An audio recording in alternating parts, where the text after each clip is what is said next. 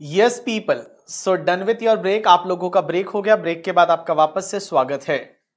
तो ब्रेक से पहले हमने क्या पढ़ा था उसको एक बार हम क्विकली रिवाइज कर लेते हैं कि ब्रेक से पहले हमने क्या पढ़ा था।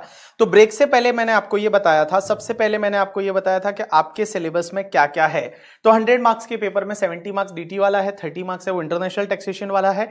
डीटी में आपका पूरा इनकम टैक्स लॉ कवर होगा। इंटरनेशनल टैक्सेशन में ये 8 टॉपिक्स है जो 30 मार्क्स कवर करते हैं। उसके बाद में मैंने आपको बताया था आपका जो पेपर है उसमें 30 मार्क्स है वो आपको एमसीक्यू बेस्ड क्वेश्चंस आते हैं और बाकी 70 मार्क्स है वो आपका डिस्क्रिप्टिव बेस्ड क्वेश्चन आते हैं। डिस्क्रिप्टिव में question number 1 is compulsory, normally it is from DT, और बाकी वाले जो 2 to 6 है उसमें से 4 आपको अटेंड करने हैं। उसमें 8 मार्क का डीटी रहेगा और 6 मार्क का आपका इंटरनेशनल टैक्सेशन रहेगा। सेक्शन को कैसे रीड करते हैं वो मैंने बताया था। क्लॉजेस क्या होता है वो मैंने बताया था।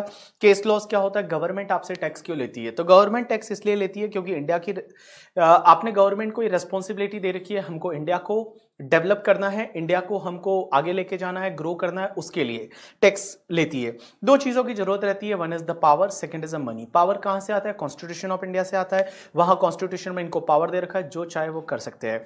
मनी कहां से आती है, 3 सोर्स से। पहले सबसे पहले गवर्नमेंट अपने बिजनेसेस करती है, जैसे एलआईसी है, रेलवे है, बहुत सारी कंपनियां हैं जो गवर्नमेंट ओन है, गवर्नमेंट का होल्डिंग है, तो गवर्नमेंट वहां से पैसा कमाती है। दूसरा है वो अपने पेरेंट्स से पैसा मांगती है in the form of the taxes. Taxes 2 तरह के होते हैं करके, ठीक है। एक तो तुम्हारा डायरेक्ट टैक्स और दूसरा तुम्हारा इनडायरेक्ट टैक्स, और तीसरा है उससे भी अगर जो पैसा चाहिए उतना नहीं मिलता तो वो क्या करती है, लोन लेती है। अब अपन चालू कर रहे हैं सबसे पहला topic, that is the basic concept.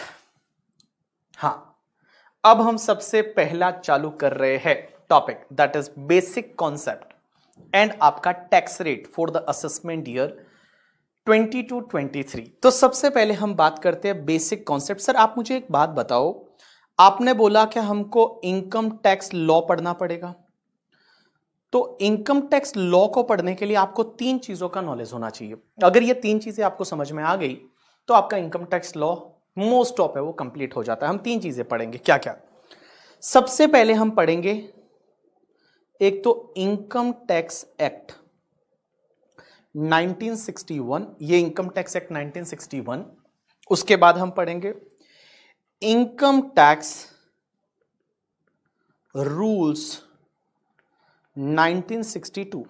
अब एक बात समझना, इनकम टैक्स एक्ट 1961, सर ये इनकम टैक्स एक्ट क्या है। सबसे पहली चीज तो जब भी आप एक्ट लिखते हो ना, आपको ए बड़ा लिखना है। जब भी आप एक्ट लिखते हो तब कभी भी आप ऐसा नहीं लिखोगे, ये वाला एक्ट नहीं लिखोगे। अगर आप ये वाला एक्ट लिखते हो, वो दूसरा वाला, ठीक है, ये वाला, तो ये बेटा शाहरुख खान वाला एक्ट हो जाएगा करके, ठीक है। तो आपको ये नहीं लिखना है। ऑलवेज जो आपको लिखना है एसीटी में ए है वो बड़ा लिखोगे, that is income tax act 1961। तो इन्होंने इनकम टैक्स एक्ट 1961 बनाया और इसमें मेन प्रोविजन दिए कि भैया आपको टैक्स है वो लगेगा, उसके साथ में आपको बताया आपको डेप्रिसिएशन मिलेगा।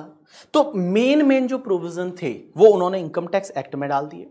अब इनकम टैक्स एक्ट है, ये अपनी इंडियन टीम का विराट कोहली है, कैप्टन है। इसके साथ में उसको सपोर्ट करने के लिए उन्होंने इनकम टैक्स रूल्स बनाए। और इनकम टैक्स रूल्स क्या होता है, जैसे इनकम टैक्स एक्ट को सपोर्ट करने के लिए रूल्स होते हैं। जैसे मान लो इनकम टैक्स एक्ट में लिखा है कि डेप्रिसिएशन मिलेगा, अब वो डेप्रिसिएशन कौन सी रेट से मिलेगा वो रूल्स में दे रखा है। अब हुआ क्या, एक बंदा आया मेरे पास, वो बोलता है कि सर मुझे इनकम टैक्स पढ़ाना है इंटरमीडिएट का। मैंने कहा यस पढ़ा लो, कोई दिक्कत नहीं है, मैं तो ऐसे भी अभी कम ही पढ़ाता हूं। तो मैंने उससे एक क्वेश्चन पूछा सिंपली कि मैंने कहा कंप्यूटर पे डेप्रिसिएशन का रेट क्या है। तो बोला कंप्यूटर पे डेप्रिसिएशन का रेट 40% है। बड़ा मतलब कॉन्फिडेंस से बोला 40%। मैंने कहा कहाँ दे रखा है, तो बोला सेक्शन 32 में दे रखा है। मैंने कहा लो ये एक्ट, मैंने जो इनकम टैक्स एक्ट था उस भाई साहब के सामने रख लिया। मैंने कहा बताओ इसमें कहाँ सेक्शन 32 में डेप्रिसिएशन का रेट दे रखा है कि कंप्यूटर पे 40% है, ये कहाँ दे रखा है। वो बंदा 10 मिनट तक ढूंढता रहा।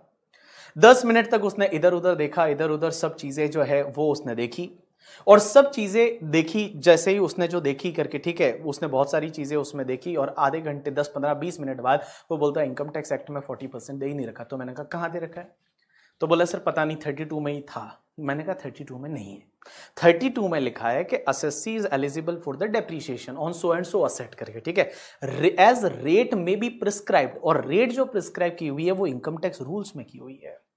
आपने जीएसटी में देखा होगा, जीएसटी के बहुत सारे रूल्स है, वैल्यूएशन रूल्स अलग है करके, ठीक है, बहुत सारे इनपुट टैक्स क्रेडिट रूल्स है, तो वो रूल्स में दे रखी है चीजें कि भैया आपको कैसे कैसे क्या होगा, तो rules is basically supportive of the income tax act करके, ठीक है। चलो उसके बाद में सर ये इनकम टैक्स एक्ट 1961 में बना दिया था, मतलब ये तो कितने सालों पहले बना दिया था सर, लेकिन आज भी तो अमेंडमेंट होते हैं, तो वो अमेंडमेंट कैसे होंगे? फिर अमेंडमेंट तो करने पड़ते हैं, बिकॉज इनकम टैक्स लॉ में अमेंडमेंट तो चाहिए। तो अमेंडमेंट होते हैं वो हर साल होते हैं, और हर साल उसके लिए आपको पता है बजट आता है, और बजट जो होता है उसका एक पार्ट रहता है जिसको बोला जाता है फाइनेंस बिल। फाइनेंस बिल बोलो या फाइनेंस बिल बोलो एक ही बात है, थोड़े ऐसे क्या बोलते हैं उसको, बड़ी सिटी से है तो वो लोग फाइनेंस बोलते हैं करके, ठीक है, अपन छोटी वाली सिटी से है तो वहां पे अपन फाइनेंस बोलते हैं। तो फाइनेंस बिल बोलो या फिर फाइनेंस बिल बोलो, ये उसका एक पार्ट रहता है बजट का, और वो जो बिल होता है वो सबसे पहले प्रेजेंट होता है अपने पार्लियामेंट में, और पार्लियामेंट लोकसभा राज्यसभा में प्रेजेंट होता है। उसके बाद में क्या होता है, उस पर कुछ डिस्कशन होता है, और डिस्कशन होने के बाद में प्रेसिडेंट उस पर साइन कर देते हैं। तो जिस दिन प्रेसिडेंट उस पर साइन करते हैं वो बन जाता है फाइनेंस एक्ट। जब तक साइन नहीं होता तब तक उसको फाइनेंस बिल बोला जाता है।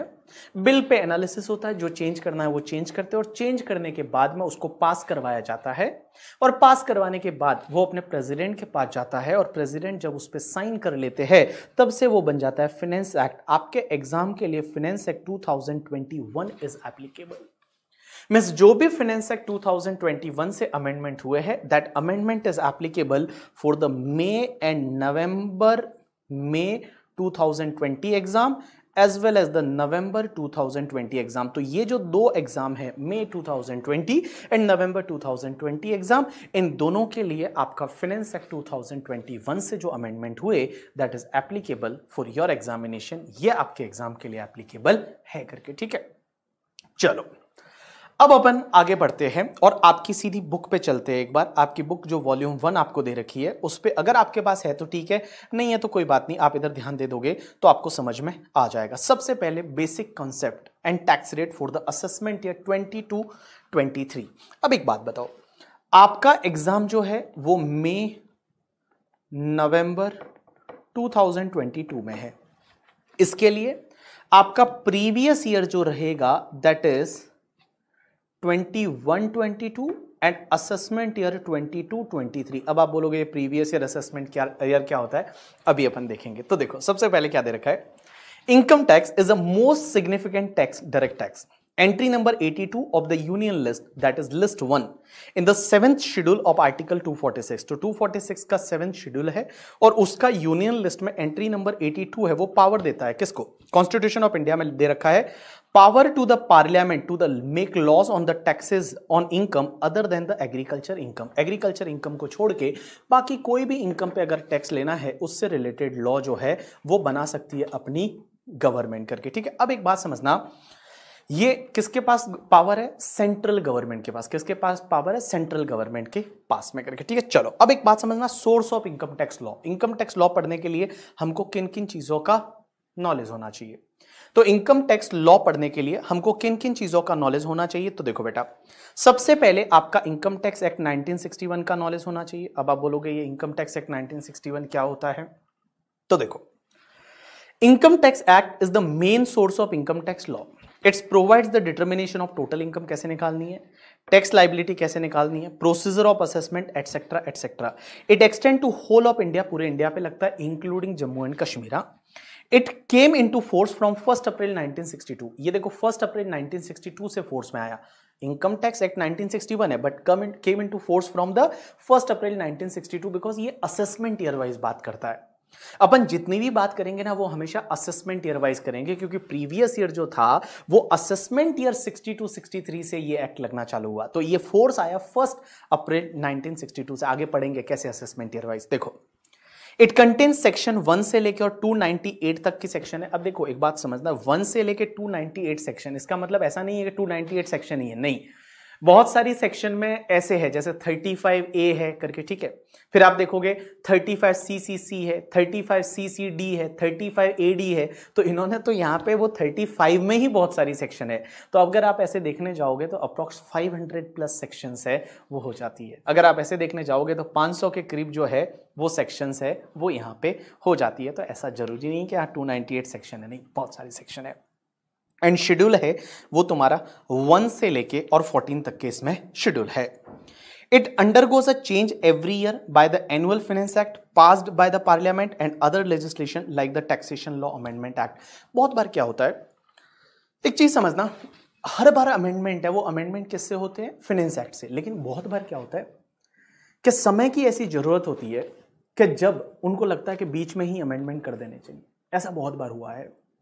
और बहुत बार जब होता है कि भैया अपने को बीच में ही अमेंडमेंट करने पड़ सकते हैं तो वो एक नया लॉ लेके आते हैं। अब ये नया लॉ लेके आते हैं, कुछ नया एक्ट पास कर देते हैं।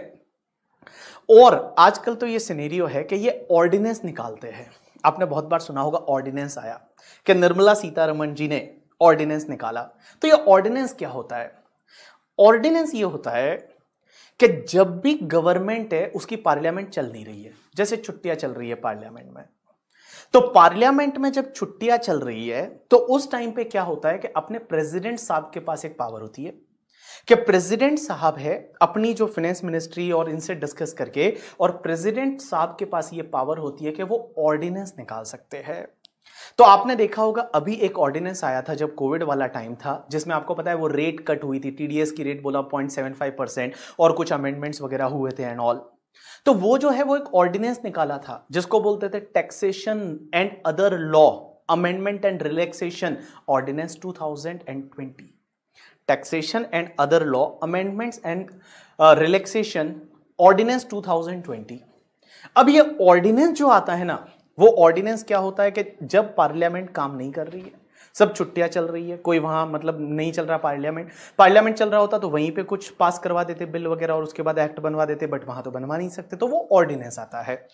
अब जैसे ही पार्लियामेंट हरकत में आती है, जब पार्लियामेंट का सेशन चालू हो जाता है, तब उस ऑर्डिनेंस को वहां पे वापस प्रेजेंट किया जाता है और प्रेजेंट करने के बाद पास करके और वापस प्रेसिडेंट के पास जाता है, तब वापस वो एक्ट बन जाता है। तो ऑर्डिनेंस आप समझ में आया कि जब पार्लियामेंट चल नहीं रही है और उस टाइम पे उनको ऐसी कोई नीड लगती है कि लॉ में चेंज करने पड़ेंगे, जैसे कोविड में ऐसा हुआ, 2019 में भी एक बार ऐसा हुआ था जब उन्होंने ऑर्डिनेंस लाया था, टैक्सेशन ऑर्डिनेंस 2019 ऑल्सो करके, ठीक है, जो सितंबर में लाया था। उस टाइम पे पार्लियामेंट नहीं थी, उन्होंने वो ऑर्डिनेंस लाया और फिर जाके उसको एक्ट में बदल दिया गया। तो जब एक्ट बन जाता है तो उसका नाम क्या होता है, जैसे मैंने बोला taxation and other law amendment and relaxation act 2020। तो अपन बहुत सारे ऐसे सेक्शंस पढ़ेंगे, बहुत सारे ऐसे प्रोविजन पढ़ेंगे जो उस पर्टिकुलर अमेंडमेंट एक्ट के थ्रू है वो इनकम टैक्स लॉ में इनकॉर्पोरेट किए गए हैं या फिर चेंजेस किए गए हैं। चलो अब अपन आगे चलते हैं नेक्स्ट पार्ट पे। हेलो, स्ट्रीमिंग क्वालिटी तो अच्छी है मेरे को लग रहा है। ऑर्डिनेंस अगर वो अग्री नहीं होता है पार्लियामेंट में तो फिर उसकी कोई वैल्यू नहीं रहती, उसकी वैल्यू नहीं रहती है ऑर्डिनेंस की, वो खत्म हो जाता है फिर, अगर वहां पे आप पार्लियामेंट में पास नहीं करा पाए तो। बट नॉर्मली ऑर्डिनेंस जैसी चीजें हैं वो पास हो ही जाती है, बिकॉज गवर्नमेंट है वो ऑब्वियसली ऐसा ही ऑर्डिनेंस लाती है जो उसके लिए लाइक लोगों के लिए फायदे का हो। चलो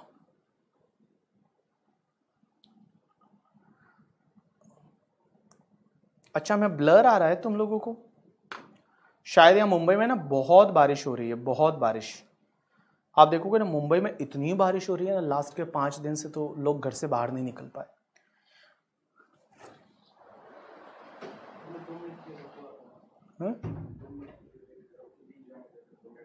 आप 2 मिनट के लिए रुक जाओ, फिर 2 मिनट के बाद हम रीजॉइन करते हैं।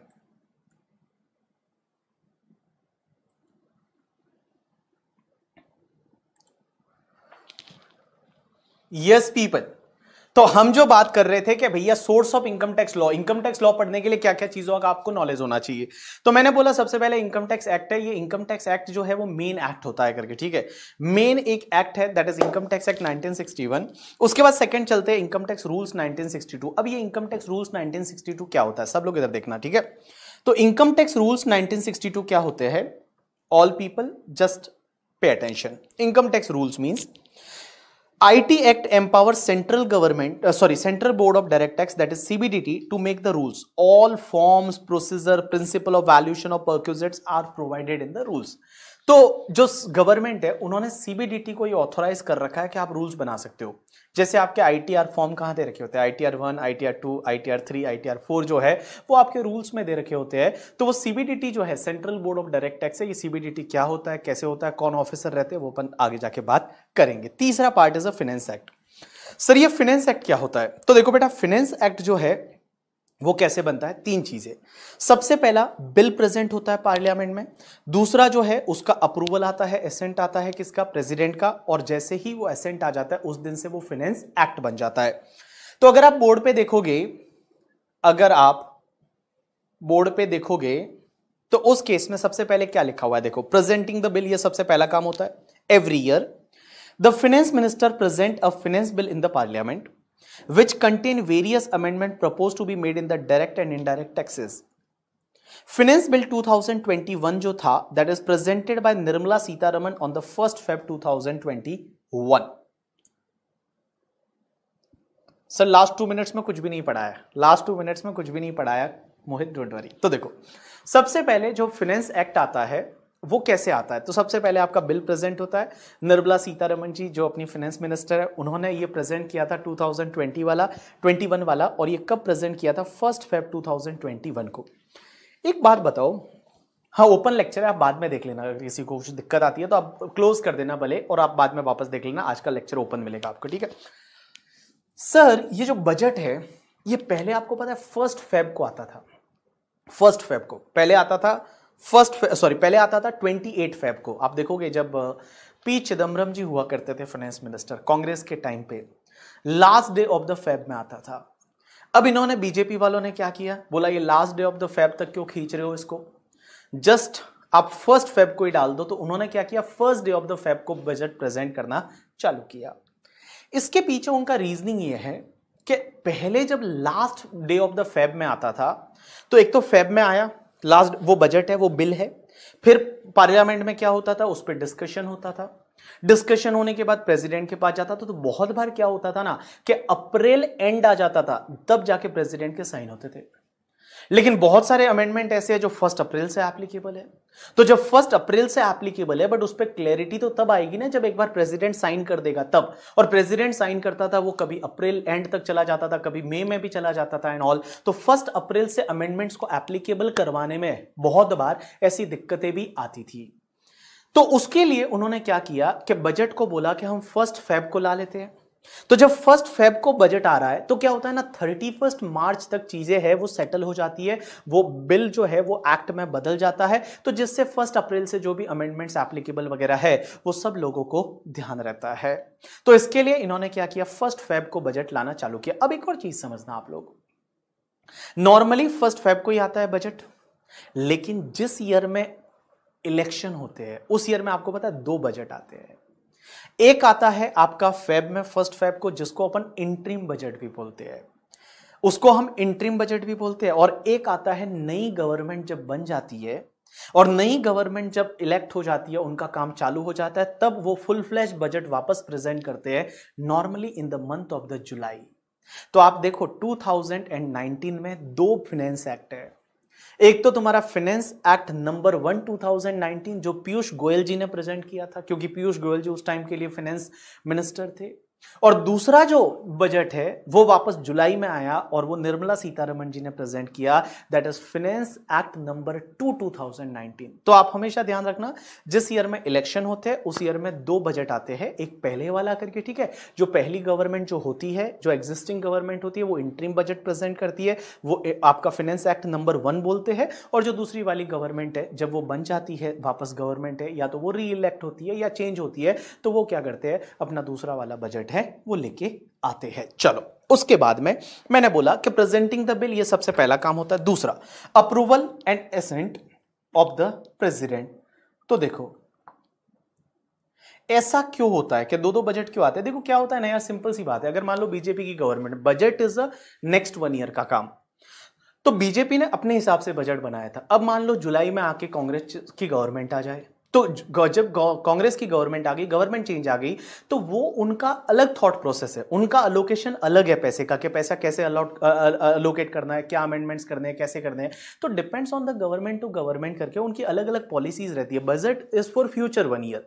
तो भैया ऐसा थोड़ी हो सकता है कि बीजेपी ने जो किया कांग्रेस वाले बोले नहीं नहीं हम तो यही वाला फॉलो कर देंगे, ऐसा नहीं होता। दैट्स वाई वो वहां पे क्या होता है, एक इंटरिम बजट होता है और एक तुम्हारा फुल फ्लैश बजट आता है जिस ईयर में इलेक्शन होते हैं। चलो दूसरा क्या होता है, जैसे बिल आ गया, पार्लियामेंट में गया, as soon as bill passed by both the house of the parliament, means Lok Sabha Rajya Sabha, and thereafter receive the assent of the president, president ji ने अपना थप्पा मार दिया, साइन कर दिया, it became the finance act.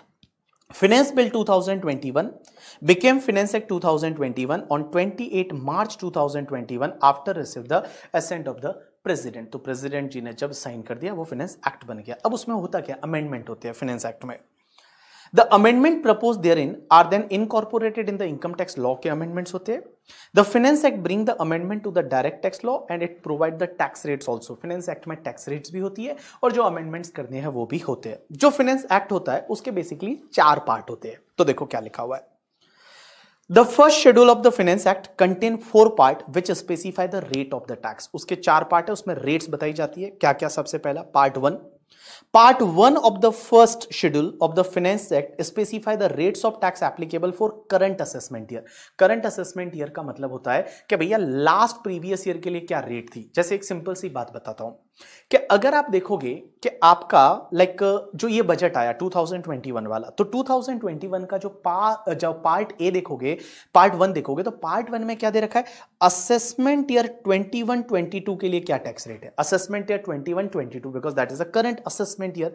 अपने लिए तो असेसमेंट ईयर अगला वाला एप्लीकेबल है, बट पार्ट ए में करंट असेसमेंट ईयर की टैक्स रेट के बारे में बताया गया होता है। पार्ट 2 क्या होता है, part 2 specify the rate at which the tax is deductible at source for the current financial year.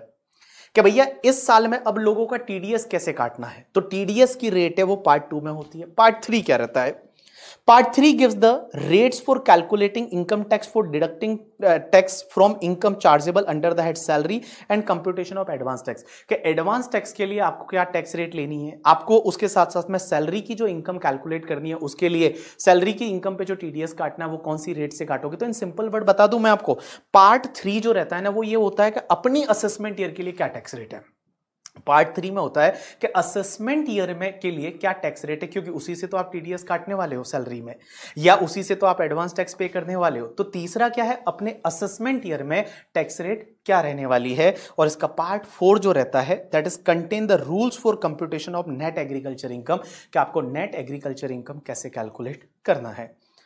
अब आप मुझे यहां पूछोगे कि सर एग्रीकल्चर इनकम जो है उस पर तो टैक्स लगता ही नहीं, तो यहाँ नेट एग्रीकल्चर इनकम क्यों कैलकुलेट करवा रहे हैं। इसका एक जगह रेफरेंस आएगा जहां मैं बताऊंगा कि एग्रीकल्चर इनकम को कभी कभी हम इंक्लूड करते हैं टैक्स पर्पस के लिए, टैक्स कैलकुलेशन के लिए। वो कैसे करते हैं, क्या करते हैं, वो हम फ्यूचर में पढ़ेंगे। तो देखो बेटा, मैंने बोला फाइनेंस एक्ट कैसे बनता है, पहले बिल आता है, उसके बाद प्रेसिडेंट जी का साइन होता है करके, ठीक है, बिल पास हो जाता है, फिर प्रेसिडेंट का साइन होता है, एक्ट बन जाता है, ठीक है। अब फाइनेंस एक्ट का जो फर्स्ट शेड्यूल रहता है, फर्स्ट शेड्यूल के बेसिकली 4 पार्ट रहते हैं। पहले पार्ट में ये रहता है कि करंट ईयर की टैक्स रेट क्या है। करंट ईयर मतलब करंट ईयर की, ठीक है, करंट असेसमेंट ईयर की, मतलब जो लास्ट ईयर बजट आया था उसमें एडवांस क्या टैक्स रेट दी थी वो। या सिंपल वर्ड में ऐसा बोलूं कि फाइनेंस एक्ट 2021 देखोगे तो उसका पार्ट ए में, पार्ट 1 जो है वो ये बोलता है असेसमेंट ईयर 21-22 की क्या टैक्स रेट है।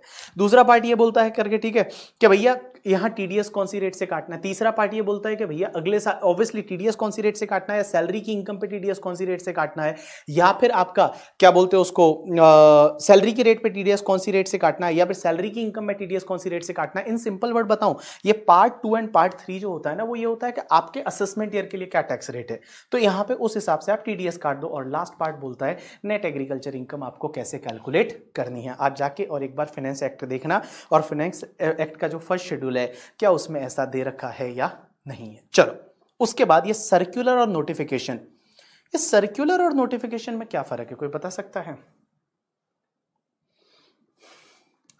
सर्कुलर एंड नोटिफिकेशन, सर ये सर्कुलर है ये नोटिफिकेशन, बताओ कोई।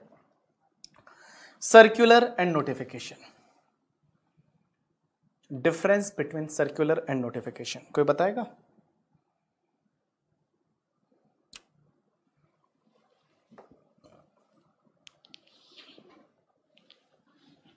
फाइनेंस एक्ट 2021 से आपका असेसमेंट है 22-23 है। यस नीति सही बोल रही हो। Circular are clarification and notification. देखो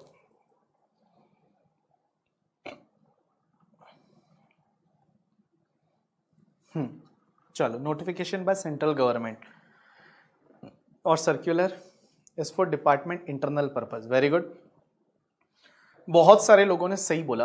अपन एक सर्कुलर और नोटिफिकेशन की बात करते हैं। देखो सर्कुलर जो होता है ना, वो नॉर्मली सीबीडीटी इशू करती है और डिपार्टमेंट के इंटरनल पर्पस के लिए होता है। इंटरनल पर्पस में किसी भी चीज को क्लेरिफाई करने के लिए सर्कुलर इशू किया जाता है। जैसे आपको पता है एक सेक्शन अभी 194 क्यों आई है अपने टीडीएस में, आपको याद रहेगा, ठीक है।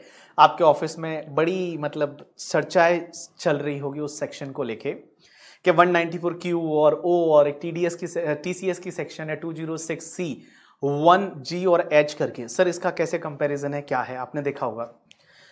तो यहां पे डाउट को रिजॉल्व करने के लिए बहुत बार क्लियरिफिकेशन चाहिए। तो वो क्लेरिफाई करने के लिए सीबीडीटी है वो सर्कुलर इशू करती है। क्लेरिफाई करने के लिए सीबीडीटी है वो सर्कुलर इशू करती है। अब एक बात समझना, सर्कुलर जो है ना वो आप पे बाइंडिंग नहीं है। मीन्स आपको चाहे तो वो फॉलो करो, आपको नहीं चाहिए तो कोई बात नहीं, मत फॉलो करो, कोई प्रॉब्लम नहीं। It is not binding to you but it is binding to department. Department पे वो बाइंडिंग है, आप पे बाइंडिंग नहीं है सर्कुलर। बट नोटिफिकेशन, नोटिफिकेशन क्या होता है, मेनी टाइम अमेंडमेंट का इफेक्ट देने के लिए। जैसे इनकम टैक्स एक्ट में या मान लो फाइनेंस एक्ट में ऐसा लिखा है कि this is applicable from the date on which it is notified, मतलब इसको नोटिफाई की डेट से ये सेक्शन एप्लीकेबल होगी। तो नोटिफिकेशन जो है वो अमेंडमेंट को इफेक्ट देने के लिए होता है। और दूसरी चीज, नोटिफिकेशन दोनों पे बाइंडिंग होता है। आप पे भी नोटिफिकेशन बाइंडिंग है, डिपार्टमेंट पे भी नोटिफिकेशन बाइंडिंग है। आप ऐसा नहीं बोल सकते कि नोटिफिकेशन को हम फॉलो नहीं करेंगे करके, ठीक है। चलो हम इनकम टैक्स के पर्सपेक्टिव कुछ एग्जांपल लेते हैं कि नोटिफिकेशन एंड सर्कुलर। ये आपको याद है, आपके ऑफिस में आपको पता रहेगा, जैसे मान लो आपके सर का जो बिल है और बिल मान लो आपने प्रोफेशनल फीस का बिल बनाया 1 लाख का, उस पर आपने जीएसटी ऐड किया और जीएसटी आपने 18,000 ऐड किया, तो टोटल बिल है वो आपका 1,18,000 है। ये 1,18,000 का आपका टोटल बिल है। अब एक चीज समझना, आप टीडीएस किस पे काटोगे? जो 194J में टीडीएस काटते हैं वो टीडीएस किस पे काटोगे? तो मैं बोलूं आप लोग जो टीडीएस काटते हो, आप लोग जो टीडीएस काटते हो वो किस पे काटोगे? 1 लाख पे या टोटल 1,18,000 पे? 1 लाख पे या टोटल 1,18,000 पे? टीडीएस किस पे काटोगे? मींस आपका क्लाइंट आपका टीडीएस काटता है कितने पे? 1 लाख पे। आंसर इज यस, 1 लाख पे। नॉर्मली आप 1 लाख पे यहां पे टीडीएस काटोगे और 1 लाख पे 10,000 का टीडीएस काट लिया और क्लाइंट आपको 1,08,000 है वो पे करेगा। लेकिन एक बात बताओ, कभी अगर क्लाइंट ने आपका टीडीएस पूरा 1,18,000 पे काट दिया और 11,800 का टीडीएस काट लिया, तो क्या ये गलत है? आंसर इज नो, कोई गलत नहीं है। ये एक सर्कुलर है जो ये बोलता है कि अगर मान लो जीएसटी जो है, जीएसटी सर्विस कंपोनेंट पे है, उस जीएसटी वाले पार्ट पे आप टीडीएस नहीं काटोगे तो चलेगा। बट बहुत बार आपने देखा होगा, अगर मान लो क्लाइंट ने पूरे 1,18,000 पे टीडीएस काट लिया तो इसमें कोई गलत नहीं है, because this is the circular. आपको लगता है आपके लिए फेवरेबल है तो आप उसको फॉलो करो, आपको लगता है आपके लिए फेवरेबल नहीं है तो आप उसको फॉलो मत करो। That is called circular. But notification, notification आया, you have to follow that. अगर मान लो नोटिफिकेशन आया कि कल उठ के निर्मला सीतारमण जी कुछ नया टैक्स लेने वाली है, तो भैया फिर आपको वो फॉलो करना ही पड़ेगा। आप ये नहीं बोल सकते कि नहीं नहीं हम तो नहीं पे करेंगे या हम तो नहीं देंगे, ऐसा नहीं होता।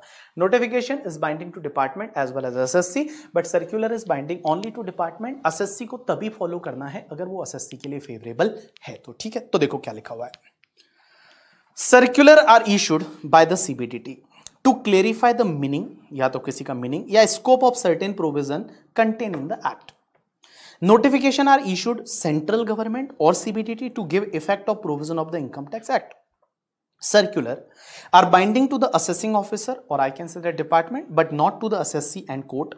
However, assessee can take the advantage of the circular which are beneficial to them. जैसे मैंने आपको बोला कि TDS वाला जो है, TDS जो GST कंपोनेंट सर्विस वाला, वो सर्विस वाले GST कंपोनेंट पे आप TDS नहीं काटोगे, it is beneficial to the assessee, तो असेसी उसको फॉलो कर सकता है, कोई दिक्कत नहीं है। उसके बाद में आपका सुप्रीम कोर्ट और हाई कोर्ट के डिसीजन। अब एक चीज समझना, हर चीज लॉ में नहीं लिखी जा सकती, बिकॉज लॉ जब बनाया जाता है तो बनाते टाइम लॉ मेकर्स ने कुछ और सोचा था, लेकिन उसके लोग मजे लेने लग जाते हैं और लिटिगेशन बढ़ जाती है। और लिटिगेशन जब बढ़ जाती है तो हाई कोर्ट और सुप्रीम कोर्ट है वो अपने जजमेंट्स देती है, और हाई कोर्ट सुप्रीम कोर्ट के जजमेंट है वो जब आप पढ़ोगे तब जाके आपको ये माना जाएगा आपने इनकम टैक्स लॉ पढ़ा है। अब आप मुझे एक बात बताओ सर, सुप्रीम कोर्ट का जो जजमेंट है क्या वो पूरे इंडिया पे बाइंड होता है? कि अगर सुप्रीम कोर्ट का कोई जजमेंट आ गया तो क्या वो पूरे इंडिया पे बाइंड है? Answer is yes, because supreme court पूरे इंडिया पे बाइंडिंग है जजमेंट, ठीक है।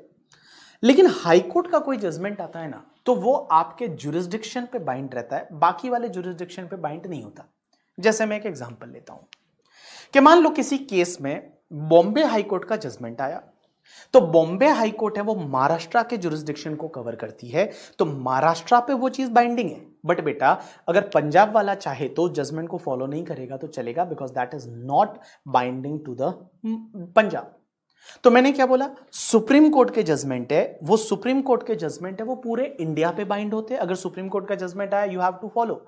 सुप्रीम कोर्ट का जजमेंट है वो फाइनल जजमेंट है, उसके भैया आगे कुछ भी नहीं है। अगर लॉ में चेंज करके आप सुप्रीम कोर्ट के जजमेंट को भी ओवरराइड कर सकते हो, लॉ में चेंज करके आप सुप्रीम कोर्ट के जजमेंट को ओवरराइड कर सकते हैं। देखो सुप्रीम कोर्ट का जजमेंट इज अ प्राइम, मतलब दिस इज द प्राइम कि सुप्रीम कोर्ट ने जजमेंट दे दिया, वो आपको सबको फॉलो करना है। बट अगर गवर्नमेंट चाहे तो लॉ को चेंज करके और वो सुप्रीम कोर्ट के जजमेंट को भी ओवरराइड कर सकते हैं, और सुप्रीम कोर्ट के जजमेंट को नलीफाई कर सकते हैं लॉ को अमेंड करके। ऐसा ही हुआ, एक एग्जांपल लेता हूं करके, ठीक है। वोडाफोन वाला, आपने बहुत नाम सुना होगा, वोडाफोन का जजमेंट, वोडाफोन का जजमेंट, वोडाफोन का जजमेंट। आपको पता है पहले हज करके एक कंपनी हुआ करती थी और हज की एड आती थी। अपन छोटे थे जब क्रिकेट देखते थे तो हज की एड आती थी, और हज की जो एड आती थी उसमें एक कुत्ता भागता था करके, ठीक है, और कनेक्टिंग पीपल करके ऐसा कुछ शायद था हज का। तो हज करके एक इंडिया की कंपनी थी, और हज जो थी वो हज कंपनी इंडिया में अच्छा खासा, सबसे अच्छा आई थिंक नेटवर्क उसी का था। जब मैं छोटा था तब हज वाला डॉग आता था, और हज का network is the best network in the India. और वो हज बिक गई, और हज को खरीदा किसने पता है? हज को खरीदा था एक कंपनी थी, दैट इज अ वोडाफोन। और वोडाफोन जो है वो एक नीदरलैंड की कंपनी थी। अब हुआ क्या था, मैं आपको थोड़ा सा एक हिंट दे देता हूं आज करके, ठीक है, आगे इसको फ्यूचर में बहुत अच्छे से पढ़ेंगे, बट मुझे सिर्फ आपको यह समझाना है कि सुप्रीम कोर्ट के जजमेंट को ओवरराइड किया जा सकता है। अब कैसे होता है एक समझना। उसमें हुआ क्या था, इंडिया की एक कंपनी थी जिसका नाम था हज एसआर लिमिटेड। हज एसआर लिमिटेड ये इंडिया की कंपनी थी, ठीक है। अब इसकी एक होल्डिंग कंपनी थी दैट इज सीजीपी, और सीजीपी जो कंपनी थी वो सीजीपी कंपनी मॉरिशस में थी, मॉरिशस बेस्ड कंपनी थी जिसका नाम था सीजीपी। अब एक चीज समझना, एक कंपनी सीजीपी जो थी ये इसकी होल्डिंग कंपनी थी। होल्डिंग कंपनी थी किसकी पता है? हज एसआर की। तो हज एसआर इंडिया का कंपनी, उसका होल्डिंग कंपनी सीजीपी जो कहां पे? मॉरिशस में इनकॉर्पोरेटेड है। अब एक बात समझना, जो सीजीपी का होल्डिंग कंपनी था दैट वाज हचेसन इंटरनेशनल करके, ठीक है, हचेसन इंटरनेशनल होल्डिंग कंपनी। वो कंपनी जो थी वो उसकी होल्डिंग कंपनी थी, और वो किसी और फॉरेन कंट्री में थी। और एक और फॉरेन कंपनी थी जिसका नाम था वोडाफोन, वोडाफोन इंटरनेशनल। और ये वोडाफोन इंटरनेशनल है वो नीदरलैंड बेस्ड कंपनी थी, ठीक है। इसमें जो हज एसआर थी वो इंडिया की कंपनी, सीजीपी एक मॉरिशस की कंपनी, और उसके बाद हचेसन इंटरनेशनल है वो किसी और कंट्री में इनकॉर्पोरेट कंपनी थी करके, ठीक है। और वोडाफोन इंटरनेशनल है ये भी एक किसी और कंट्री की कंपनी थी दैट इज द नीदरलैंड की। अब हुआ क्या पता है आपको, अगर कोई इंडियन कंपनी के शेयर बेचते, अब जैसे एक एग्जांपल लेता हूं, समझना यहां पे जो ये सीजीपी थी ये फॉरेन कंपनी थी क्योंकि मॉरिशस में थी, ठीक है। हचेसन है वो फॉरेन कंपनी थी क्योंकि ये फॉरेन कंपनी थी करके, ठीक है। और उसके बाद में वोडाफोन थी, वो भी एक फॉरेन कंपनी थी, और ये तीनों अलग अलग कंट्री में इनकॉर्पोरेटेड थी। सीजीपी जो है वो मॉरिशस में, ये हचिसन है, ये I think Hong Kong based company थी, यस हांगकांग में थी, और वोडाफोन जो थे वो आपके नीदरलैंड बेस्ड कंपनी थी, ठीक है, वहां पे ये इनकॉर्पोरेट थी वोडाफोन, यहां हचिसन इंटरनेशनल, और सीजीपी है वो मॉरिशस में। अब हुआ क्या समझना, अगर इंडियन कंपनी के शेयर बिक जाते हैं, अगर कोई इंडियन कंपनी है उसके शेयर बिक जाते हैं तो इंडिया में टैक्स लग जाता है। तो जैसे अब हुआ क्या, ये वोडाफोन इंटरेस्टेड हुआ, फॉरेन का कंपनी, नीदरलैंड का कंपनी, वो बोलता है हमको इंडिया का हच एसआर खरीदना है, इंडिया का हमको हच एसआर है, वो हच एसआर वोडाफोन बोलती है कि हमको इंडिया का हच एसआर है वो खरीदना है। तो इसके लिए बिड लगी, अब बोला खरीदना है, तो एक बात बताना समझना, अगर ये सीजीपी है, ये होल्डिंग है किसकी, हच एसआर इंडिया की, वो सीजीपी है वो होल्डिंग है हच एसआर इंडिया की, अगर ये सीजीपी इसके शेयर इसको बेच देती, किसको, वोडाफोन इंटरनेशनल को, अगर हच एसआर इंडियन कंपनी के शेयर बिक जाते तो इंडिया में टैक्स लग जाता, क्योंकि सेक्शन 9 में ये लिखा हुआ है कि अगर इंडियन कंपनी के शेयर है वो इंडियन असेट माना जाता है और उसको बेचा तो इंडिया में टैक्स लग जाएगा, ये लॉ में लिखा हुआ है, इनकम टैक्स एक्ट ऐसा बोलता है। इन्होंने प्लानिंग की, और इंडिया के जो बड़े बड़े टैक्स लॉयर है करके, ठीक है, हरीश साल्वे वगैरह बहुत बड़े बड़े लोग जो थे वो वोडाफोन के यहां पे और हज के इस डील में शामिल थे, और उन्होंने क्या किया पता है, इंडियन कंपनी को कैसे बिकवाया, उन्होंने ये जो सीजीपी कंपनी थी मॉरिशस वाली, फॉरेन कंपनी है, अब ये फॉरेन कंपनी सीजीपी के शेयर्स जो है वो इन्होंने हच इंटरनेशनल ने सीजीपी के शेयर वोडाफोन को बेच दिए। सीजीपी जो है वो वहीं मॉरिशस में है, और एक मॉरिशस बेस्ड कंपनी के शेयर जो है वो नीदरलैंड की कंपनी को बेचे एक हांगकांग की कंपनी ने। इंडियन कंपनी के शेयर पहले भी सीजीपी के पास थे, अभी भी सीजीपी के पास है, तो इंडियन कंपनी जो थी वो इंडियन कंपनी की होल्डिंग कंपनी पहले भी सीजीपी थी, आज भी सीजीपी है, बट सीजीपी के शेयर बिक गए, किसको बेचे गए, हचिसन हांगकांग की कंपनी ने बेचे वोडाफोन नीदरलैंड की कंपनी को। तो एक फॉरेन की कंपनी दूसरी फॉरेन की कंपनी के शेयर तीसरी फॉरेन की कंपनी को बेच रही है, इन्होंने बोला इस पे इंडिया में टैक्स नहीं लगेगा, इन्होंने बोला इस पे इंडिया में टैक्स लगेगा ही नहीं। तो इंडिया में टैक्स नहीं लगेगा क्योंकि इन्होंने बोला कि इंडियन लॉ बोलता ही नहीं, इंडियन लॉ बोलता है इंडियन कंपनी के शेयर बिके, इंडिया की असेट बिकी तो इंडिया में टैक्स लगेगा, ये बोलते हैं इंडियन शेयर तो बेचे ही नहीं, इंडिया की कंपनी के असेट तो बिकी ही नहीं, इंडिया की कंपनी की असेट तो एज इट इज है, इंडियन कंपनी के शेयर तो एज इट इज है। तो यहां हच एसआर का तो कुछ हुआ ही नहीं, बोला हच एसआर जो थी उसकी पहले होल्डिंग कंपनी सीजीपी थी, आज भी सीजीपी है मॉरिशस वाली, सीजीपी के शेयर बिक गए। अब एक बात समझना, अगर जैसे ये ट्रांजैक्शन कंप्लीट हो गया, और ट्रांजैक्शन कंप्लीट होने के बाद हुआ क्या कि लाइक एक मुंबई का एओ, मुंबई का असेसिंग ऑफिसर, और मुंबई के असेसिंग ऑफिसर ने एक नोटिस भेजा, और नोटिस किसको भेजा पता है, नोटिस भेजा गया वोडाफोन इंटरनेशनल फॉरेन कंपनी को, नीदरलैंड नोटिस भेजा इसने। अब एक बात समझना, इसको नोटिस भेजा वोडाफोन इंटरनेशनल फॉरेन कंपनी को नोटिस भेजा, और नोटिस में क्या लिखा पता है वोडाफोन को, कि तुम असेसी इन डिफॉल्ट हो, तुमने हचिसन को जो पेमेंट किया है, बिकॉज हचिसन से आपने सीजीपी के शेयर खरीदे, तो तुमने जो हचिसन हांगकांग की कंपनी को पेमेंट किया है वोडाफोन ने, तुमने उसका टीडीएस नहीं काटा है, और जब तुम टीडीएस नहीं काटते हो, अगर तुम टीडीएस नहीं काटते हो तो एक सेक्शन हुआ करती है 201 इनकम टैक्स में, और वो 201 बोलती है कि डिपार्टमेंट आपको असेसी इन डिफॉल्ट बना देगा, और जैसे ही आपको असेसी इन डिफॉल्ट बनाया करके, ठीक है, तो असेसी इन डिफॉल्ट जैसे ही आपको बना दिया तो भैया आपको पेनल्टी इंटरेस्ट भरना पड़ेगा, जितना टैक्स नहीं काटा उसका 100% आपको पेनल्टी लगेगा और उस पर इंटरेस्ट भी लगेगा। ऐसा नोटिस वोडाफोन को भेजा गया। ये आपके मन में डाउट रहेगा इतने सालों से कि सर बिकी तो हच थी और हचिसन इंटरनेशनल ने बेची थी, ये हांगकांग बेस्ड कंपनी ने, तो वोडाफोन का केस लो क्यों आया? भाई अल्टीमेटली टैक्स किसको भरना पड़ता है? टैक्स तो सेलर को भरना पड़ता है ना, बायर को थोड़ी भरना पड़ता है करके, ठीक है, बायर को थोड़ी भरना पड़ता है, वो तो सेलर को टैक्स भरना पड़ता है। तो सेलर को टैक्स भरना था, तो फिर इस केस में वोडाफोन क्यों घुसेड़ा गया? वोडाफोन को 201 में असेसी इन डिफॉल्ट बनाया गया, क्योंकि एक बात बताऊं, जो सेलर होता है ना वो भाग जाता है बेच के, उसके शेयर होल्डर ने पैसा ले लिया, खत्म हो गया, वो सेलर तो रहा ही नहीं, वो तो खत्म कर दी इन्होंने कंपनी, मान लो पैसा बांट के ले लिया, खत्म। इनको नहीं पकड़ा, पकड़ा बायर को, क्योंकि आज इंडिया में धंधा तो बायर को चलाना था, वोडाफोन को पकड़ा और वोडाफोन को 201 में नोटिस भेज दिया और बोला, एक बॉम्बे का एओ जो है उसने बोला कि भैया आपने जो पेमेंट किया है हचसन हांगकांग को सीजीपी खरीदने का, आपने सीजीपी नहीं खरीदा, आपने तो इंडिया की कंपनी खरीदी है जिसका नाम है हचसन एसआर, आपने इनडायरेक्टली इंडिया की कंपनी खरीदी है, इस पे इंडिया में टैक्स लग जाएगा, ऐसा बोल के, और आपने टीडीएस नहीं काटा, और जब टीडीएस नहीं काटा तो आप एसएससी इन डिफॉल्ट हो, आपको इंटरेस्ट पेनल्टी भरना पड़ेगा। अब आप मुझे बोलोगे कि सर अच्छा तो अब हुआ क्या? वोडाफोन ने इसको चैलेंज किया सबसे पहले बॉम्बे हाई कोर्ट में। हमारी जो बॉम्बे हाई कोर्ट है और बॉम्बे हाई कोर्ट में चैलेंज किया। और वोडाफोन ने जो चैलेंज किया, वोडाफोन ने बोला हमने टीडीएस नहीं काटा बिकॉज इस ट्रांजैक्शन पे इंडिया में टैक्स ही नहीं लगता था। इंडिया में जिस चीज पे टैक्स लगता है तो टीडीएस काटना है, जब इंडिया में टैक्स ही नहीं लगता तो हम टीडीएस क्यों काटे, तो हम सही है। लेकिन मैं आपको बताऊं, बॉम्बे हाई कोर्ट ने ये जो ट्रांजैक्शन था, इस ट्रांजैक्शन को पूरा खोला और बॉम्बे हाई कोर्ट ने बोला कि आपने जो ये मॉरिशस में सीजीपी बनाई है, ये एक डमी कंपनी है। ये जो कंपनी बनाई है इंडिया में सिर्फ एंड सिर्फ आपने क्या करने के लिए बनाई है पता है? टैक्स सेव करने के लिए बनाई है। तो आपने इस सीजीपी को बेचा है, बट सीजीपी नहीं, आपने अल्टीमेटली इंडिया की हच एसआर को बेचा है। इंडिया में टैक्स लग जाएगा और आपको 201 में जो एसएससी इन डिफॉल्ट बनाया है वो बड़ा ही सही बनाया है और आपको पेनल्टी इंटरेस्ट पे करना पड़ेगा। ऐसा किसने बोला पता है? बॉम्बे हाईकोर्ट ने बोला।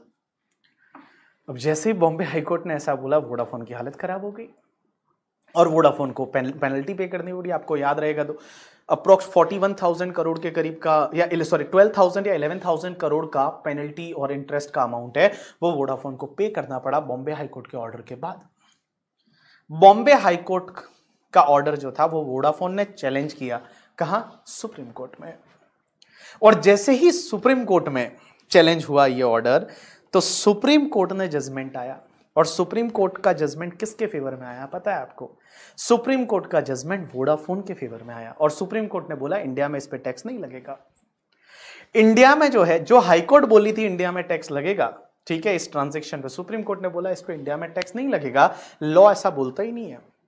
आपकी लॉ में क्लियरली लिखा हुआ है इंडियन कंपनी का शेयर बेचा, तो यहां इंडियन कंपनी का शेयर बिक नहीं रहा है, तो इंडिया में इस पे टैक्स नहीं लगेगा, ऐसा सुप्रीम कोर्ट ने बोला। वोडाफोन जीत गई।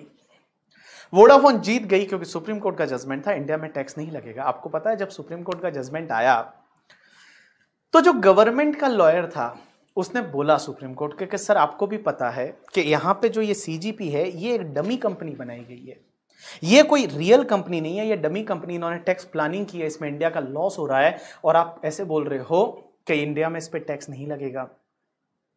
तो आपको पता है सुप्रीम कोर्ट के जज का जो स्टेटमेंट था वो ये था कि dear, we are here in supreme court to interpret the law, not to make the law. हम यहां सुप्रीम कोर्ट में जो आपका लॉ है, जो गवर्नमेंट ने बनाया है, हम उसको इंटरप्रेट करने के लिए है, ना कि लॉ बनाने के लिए है। अगर आपको लगता है then please change the law. तो सुप्रीम कोर्ट ने उनको बोला कि आपको लगता है कि भाई इस पे टैक्स लगना चाहिए तो आप अपने लॉ में चेंज करिए, और लॉ में चेंज करके जो हमारा जो जजमेंट जो था उस जजमेंट को ओवरराइड कर लीजिए। तो भाई साहब 2012 का बजट आया, ये 2011 के आसपास जजमेंट आया सुप्रीम कोर्ट का। तो 2012 का जजमेंट आया और इस 2012 में our finance minister was Pranab Mukherjee, और प्रणब मुखर्जी ने लॉ को चेंज कर दिया। और लॉ को चेंज करके जो सुप्रीम कोर्ट का जजमेंट था उस जजमेंट को ओवरराइड कर दिया और लॉ को रेट्रोस्पेक्टिवली चेंज किया 1961 से। और 1961 से लॉ को चेंज करके और उन्होंने सुप्रीम कोर्ट के जजमेंट को ओवरराइड कर लिया। इसका मतलब आप समझ रहे हो कि सुप्रीम कोर्ट का जजमेंट प्राइम है, लेकिन लॉ से सुप्रीम कोर्ट के जजमेंट को भी ओवरराइड किया जा सकता है। और इन्होंने सुप्रीम कोर्ट के जजमेंट को ओवरराइड करके और वोडाफोन से बोला कि भैया अब लाओ पैसा, हमको टैक्स दो, बिकॉज हम तो हमारा लॉ बोलता है। और 1961 से ऐसा बोलता है, क्या बोला होता है? अमेंडमेंट कैसा किया? रेट्रोस्पेक्टिवली। और 1961 से ऐसा बोलता है। और मैं बताऊं उन्होंने लॉ में अमेंडमेंट कैसे किया। अमेंडमेंट को नो डाउट अपन इंटरनेशनल टैक्सेशन में बड़ा डिटेल में पढ़ेंगे उस चीज को, बट उन्होंने क्या किया, लॉ में क्या डाला पता है? कि अगर कोई फॉरेन कंपनी है, ये वाली मॉरिशस वाली सीजीपी, अगर ये अपने असेट की वैल्यू इंडियन असेट से डिराइव करती है, मींस अपने शेयर की वैल्यू बेसिकली इंडियन असेट से डिराइव करती है, तो फॉरेन कंपनी के share deem to be located in India माने जाएंगे। मतलब अगर कोई फॉरेन की कंपनी है और उसके शेयर की वैल्यू इंडिया से आ रही है, शेयर की वैल्यू जो है वो इंडिया से आ रही है, तो यह मान लिया जाएगा कि ये इंडिया की असेट है, और अगर आप अब उसको बेचोगे तो इंडिया में टैक्स लगेगा। ऐसे उन्होंने सेक्शन 9 को चेंज किया, डीम टू बी अक्रूड और अराइज इन इंडिया का, और भाई साहब उस पर टैक्स लगाया। अब अभी तक वोडाफोन ने टैक्स नहीं भरा है, ठीक है। अब एक बात समझना, तो जैसे ही अमेंडमेंट आया, एओ ने वापस नोटिस भेज दिया कि बोला अब तो लॉ बोलता है कि ये ऐसा है, और 1961 से बोलता है। वोडाफोन ने फिर आर्बिट्रेशन में गई वोडाफोन, और वोडाफोन आर्बिट्रेशन में क्यों गई? बिकॉज अपना इंडियन कॉन्स्टिट्यूशन ये बोलता है कि जब भी कुछ इंटरनेशनल डिस्प्यूट है, और यहां पे क्या होता है, इंटरनेशनल डिस्प्यूट था, बिकॉज ये वोडाफोन एक नीदरलैंड कंपनी थी करके, ठीक है, ये हांगकांग की कंपनी थी, इंटरनेशनल लेवल पे था, तो उन्होंने बोला आर्बिट्रेशन में जाएंगे हम। आर्बिट्रेशन में मतलब कुछ ना कुछ हमारा सेटल करो out of the court, because supreme court तक का जजमेंट आ चुका था करके, ठीक है। अब आर्बिट्रेशन में जाएंगे, तो अपनी गवर्नमेंट है वो आर्बिट्रेशन में है उस टैक्स की वसूली को लेके, लेकिन वोडाफोन है वो आर्बिट्रेशन में, सिंगापुर में आई थिंक आर्बिट्रेशन चल रहा था, और सिंगापुर में वो जीत गई। और सिंगापुर वाला जो आर्बिट्रेशन में जो जज थे, उन्होंने बोला कि आप किसी भी कंपनी का जब ट्रांजैक्शन हुआ था उस टाइम पे जो लॉ में स्थिति नहीं थी, आप रेट्रोस्पेक्टिव अमेंडमेंट करके और उस लॉ को चेंज कर देते हो और बोलते हो अब टैक्स भरो, तो ये पॉसिबल नहीं है किसी के लिए। तो ऐसा वहां पे हुआ है, लेकिन वापस फिर अपने फाइनेंस मिनिस्टर ने भी बोला, मतलब आपको पता है फाइनेंस मिनिस्ट्री से आई थिंक अनुराग, उसने बोला था कि हम इसको चैलेंज करेंगे, जो आर्बिट्रेशन का ऑर्डर है उस आर्बिट्रेशन के ऑर्डर को भी हम चैलेंज करेंगे। तो आज तक मैं बताऊं ये मैटर डिस्प्यूटेबल है, बट सुप्रीम कोर्ट के जजमेंट को ओवरराइड कर दिया था और लॉ में चेंज कर दिया था, इनको टैक्स भरना पड़ेगा। तो इसलिए मैं बोल रहा हूं सुप्रीम कोर्ट का judgement is prime, supreme court का जजमेंट आया, you have to follow that, but law में चेंज करके सुप्रीम कोर्ट के जजमेंट को भी ओवरराइड किया जा सकता है। तो देखो क्या लिखा हुआ है, supreme court and high court के डिसीजन।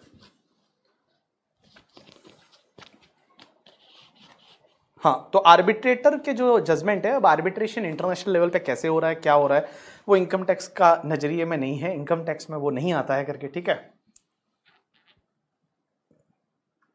नहीं, ये सुप्रीम कोर्ट के बाद आर्बिट्रेशन में गए। पॉसिबिलिटी ऑफ केसेस में देखो मेरे को ये लगता है अब कोई कलेक्ट कर नहीं पाएंगे, ठीक है। या तो वोडाफोन थोड़े दिन बाद बंद हो जाएगी, ऐसे भी उसका शेयर वगैरह तो आपको पता है लॉसेस कर रही है बहुत ज्यादा कंपनी, बहुत सारी चीजें ऐसी है कि लाइक नहीं हो पाएगा that collection, I think not possible. Let's see, देखते हैं क्या होता है आगे, ठीक है।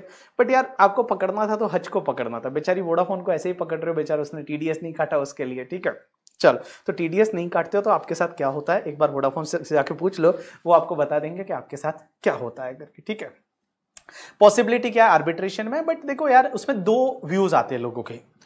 एक जो सेगमेंट ऑफ पीपल ये बोलते हैं कि जब जिस दिन ये ट्रांजैक्शन हुआ उस दिन तो लॉ में नहीं था, तो अब आप उस पर रेट्रोस्पेक्टिव अमेंडमेंट कर रहे हो, ये गलत है। इंटरनेशनल लेवल पर अब हर कोई यही करेगा, अगर कुछ भी आप गलत करते हो और फिर उसके बाद में आप बोलते हो कि नहीं नहीं ये तो गलत है करके, ठीक है, तो ये गलत है ना।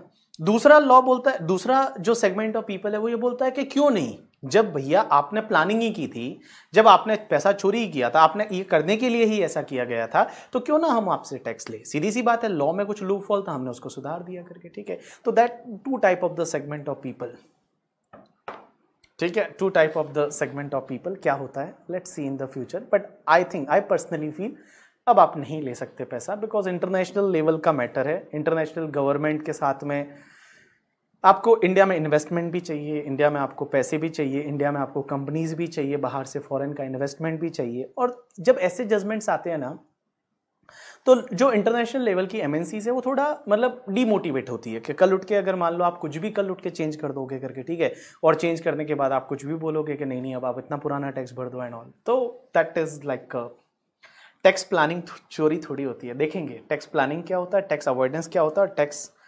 मैनेजमेंट क्या होता है, और टैक्स इवेजन क्या होता है। Tax evasion, tax avoidance, tax planning and tax management, 4 words होते हैं, एक टॉपिक में पढ़ेंगे। चलो, तो supreme court and high court decision ये भी आपको पढ़ने पड़ेंगे। तो देखो क्या लिखा हुआ है, various issues which are arise out of the provision of the act are decided by high court and supreme court. The supreme court is the apex court of the country and law laid down by the Supreme Court is the law of the land. The decision given by the various high court will apply in the respective state in which such high court have the jurisdiction. High court के judgement उस state में लगते हैं, दूसरे state में नहीं लगते. अच्छा, किसी ने मुझे ये क्वेश्चन पूछा था कि भाई सर हाई कोर्ट में क्या कॉन्ट्राडिक्टरी जजमेंट आ सकते हैं? क्या बॉम्बे हाई कोर्ट ये बोल रही है, Punjab and Haryana high court ये बोल रही है, यह हाई कोर्ट ये बोल रही है, यह हाई कोर्ट ये बोल रही है, क्या ऐसा आ सकते हैं? आंसर इज यस, एब्सोल्युटली आ सकते हैं, और है ऐसे बहुत सारे करके. ठीक है, there are thousands of cases जहां पे सेम मैटर है, सेम इशू है, एक कोर्ट ये बोल रही है, दूसरी कोर्ट ये बोल रही है. अब आप बोलोगे हमको क्या फॉलो करना है? तो आप जिस स्टेट में हो वो वाली कोर्ट जो बोल रही है वो फॉलो कर लो. अब आप दोनों ही स्टेट में नहीं हो तो फिर आपके लिए जो बेनिफिशियल है वो वाला आप फॉलो करो और उसको आगे लेके जाओ. फिर वो मैटर सुप्रीम कोर्ट में जाता है, और जब सुप्रीम कोर्ट जो जजमेंट देती है वो वाला जजमेंट फिर सब पे एप्लीकेबल हो जाता है करके. ठीक है, चलो अब एक बात समझना. तो मैंने आपको क्या बताया? Source of income tax law. Source of income tax law में क्या क्या चीजें पढ़ेंगे तब अपने को इनकम टैक्स का नॉलेज होगा? सबसे पहला इनकम टैक्स एक्ट 1961, दूसरा इनकम टैक्स रूल्स 1962, तीसरा फाइनेंस एक्ट 2021, चौथा सर्कुलर नोटिफिकेशन, और पांचवा केस लॉज. ये सब का जो कॉम्बिनेशन स्टडी रहेगा, कंबाइन स्टडी जो रहेगा, वो हमको इनकम टैक्स लॉ समझाएगा. चलो अब अपन आगे चलते हैं और कुछ इनकम टैक्स के बेसिक्स पॉइंट्स अपन डिस्कस करते हैं. सबसे पहले इनकम टैक्स किसको लगता है, उसकी चार्जिंग सेक्शन क्या है? चार्जिंग सेक्शन का मतलब होता है कि भैया आप पे कोई भी चार्ज कब लगेगा, वो कहां लिखा हुआ है कि इनकम टैक्स अपने को पे करना पड़ेगा, वो चार्जिंग सेक्शन 4 में बोला गया. तो चार्जिंग सेक्शन 4 क्या बोलती है? देखो बेटा, चार्जिंग सेक्शन 4 बोलती है कि इनकम टैक्स से charge for every assessment year, हर साल आपको लगेगा. ऐसा नहीं कि एक बार इनकम टैक्स लग गया तो फिर जिंदगी में और पे करने की जरूरत नहीं, हर असेसमेंट ईयर में लगेगा आपको. ठीक है, it is charge on the every person as define in section 231. 231 में जो पर्सन डिफाइन है उन पे लगेगा. And it is charge on the total income earn by the person during the previous year. जो प्रीवियस ईयर में income कमाई उस पे टैक्स लगेगा in the assessment year, and the tax is levied at the rate prescribed by the finance act. तो बड़ा simple है कि income tax is charge for every assessment year में लगेगा. किस पे लगेगा? पर्सन पे लगेगा. तीसरा, कौन से पर्सन पे? जो इनकम आपने प्रीवियस ईयर में कमाई उस पे लगेगा. और बेटा जो रेट प्रिस्क्राइब है फाइनेंस एक्ट में उस रेट से लगेगा. बट सर ये असेसमेंट ईयर प्रीवियस ईयर क्या है? तो बड़ा सिंपल मैं बताऊं, देखो प्रीवियस ईयर वो वाला ईयर जिस ईयर में आप इनकम कमाते हो. मैं आज आपको पढ़ा रहा हूं तो कौन से प्रीवियस ईयर? 21-22. इस प्रीवियस ईयर में मैं कमा रहा हूं इनकम. इस पे टैक्स कब लगेगा? असेसमेंट ईयर में. तो assessment year 22-23. So in simple word बता दूं, प्रीवियस ईयर में आप इनकम कमाते हो और असेसमेंट ईयर में उस पे टैक्स भरते हो, रिटर्न भरते हो, that is called assessment year. तो सबसे पहले चलते हैं हम प्रीवियस ईयर पे, दैट इज सेक्शन 3. और सेक्शन 3 है वो प्रीवियस ईयर की बात करती है. तो previous year means a financial year immediately preceding the assessment year. Assessment year से पहले वाला जो फाइनेंशियल ईयर है उसको प्रीवियस ईयर बोलेंगे. ठीक है, for example assessment year 22-23, the previous year shall be 1 April 2021 till 31st March 2022, and the total income earned in previous year 21-22 is assessed in assessment year 22-23. ऐसे याद रखो, प्रीवियस ईयर जिस year में आप income कमाते हो, अभी अपन इनकम कमा रहे हैं वो कौन से ईयर में? 21-22 में. टैक्स कब भरेंगे? अगले साल, दैट इज असेसमेंट ईयर 22-23. अब एक चीज समझना, प्रीवियस ईयर क्या हमेशा 12 मंथ का ही होगा? जैसे हम बोल रहे हैं कि हमारा प्रीवियस ईयर है दैट इज 21-22, दैट इज 1 अप्रैल 2021 से लेके और 31 मार्च 2022 तक. इस पर्टिकुलर पीरियड में जो आप इनकम कमा रहे हो उस पर अगले साल टैक्स भरना है. तो क्या प्रीवियस ईयर हमेशा 12 मंथ का रहेगा? Answer is no. अगर आपने कोई नया बिजनेस चालू किया है तो उस ईयर का जो प्रीवियस ईयर है वो उस डेट से स्टार्ट होगा जिस दिन आपने नया बिजनेस चालू किया. जैसे मैं एक एग्जांपल लेता हूं, अब जुलाई में है, पढ़ाई कर रहे हैं अपन. मान लो मैंने कोई बिजनेस है वो 1 सितंबर 2021 से स्टार्ट किया, तो मेरा प्रीवियस ईयर 12 मंथ का नहीं होगा. My previous year will be from 1 सितंबर 2021 से लेके और 31 मार्च 2022 तक है, वो मेरा प्रीवियस ईयर रहेगा. तो देखो क्या लिखा हुआ है आगे, all people just pay attention, provided that in case of business or profession newly set up or source of income newly coming into existence, in that financial year, the previous year shall be the period beginning with the date of setting up of the business or profession, or as the case may be the date on which the source of income is newly come into existence and ending with that financial year, that is called your previous year. तो in simple word में बता दो, previous year वो वाला year है जिस year में आप इनकम कमाते हो.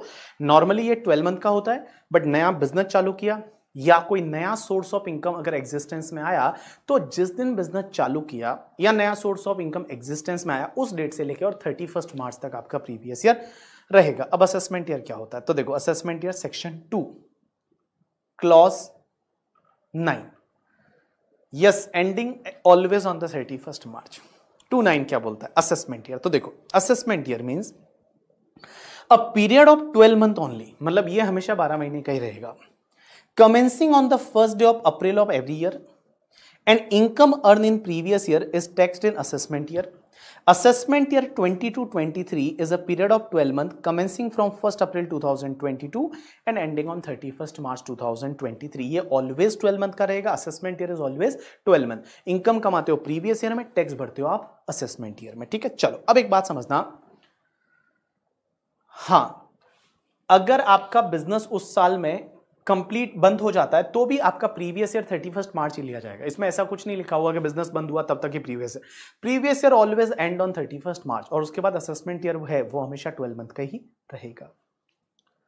चलो उसके बाद में एक बात बताओ, मैंने यहां सेक्शन 4 में क्या बताया था कि income tax is charge for every assessment year and it is charge on every person. Her person पे इनकम टैक्स लगेगा, जो उसकी इनकम कमाया उस पे इनकम टैक्स लगेगा. पर्सन किसको बोलेंगे? अब एक चीज समझना, पर्सन का डेफिनेशन सेक्शन 2 क्लॉज 31 में दे रखा है. पर्सन का डेफिनेशन, सर पर्सन कौन कौन होता है? एक होता है पर्सन और एक होता है असेसी. सर क्या असेसी और पर्सन में फर्क है? Answer is yes.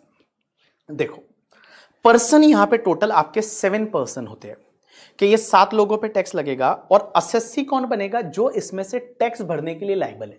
मींस अगर आप कोई भी टैक्स पे करने के लिए लायबल हो तो आप असेसी बनोगे, अदरवाइज आप पर्सन तो हो ही हो करके. ठीक है, तो पर्सन में कौन कौन आता है? तो मैं यहां पे सिंपल बता रहा हूं. एक तो इंडिविजुअल. इंडिविजुअल कौन होता है? जैसे आप हो, मैं हूं. एक ह्यूमन बीइंग जो होता है दैट इज इंडिविजुअल, वो एक पर्सन है, उसको इनकम टैक्स लगेगा. दूसरा HUF, that is Hindu undivided family. अब ये HUF क्या होता है? तो HUF के लिए मैं बताऊं, इनकम टैक्स एक्ट में कोई डिफिनेशन नहीं दे रखी. इनकम टैक्स एक्ट में they have not define about the HUF. HUF के बारे में कुछ भी नहीं बोला हुआ. तो फिर हमको हिंदू लॉ देखना पड़ेगा. और हिंदू लॉ बोलता है कि अगर कोई हिंदू फैमिली है जिसमें हस्बैंड वाइफ के बाद में अगर उनका बच्चा हो जाता है करके, ठीक है, तो वो एक HUF क्रिएट कर सकते हैं. That will be treated as the Hindu undivided family.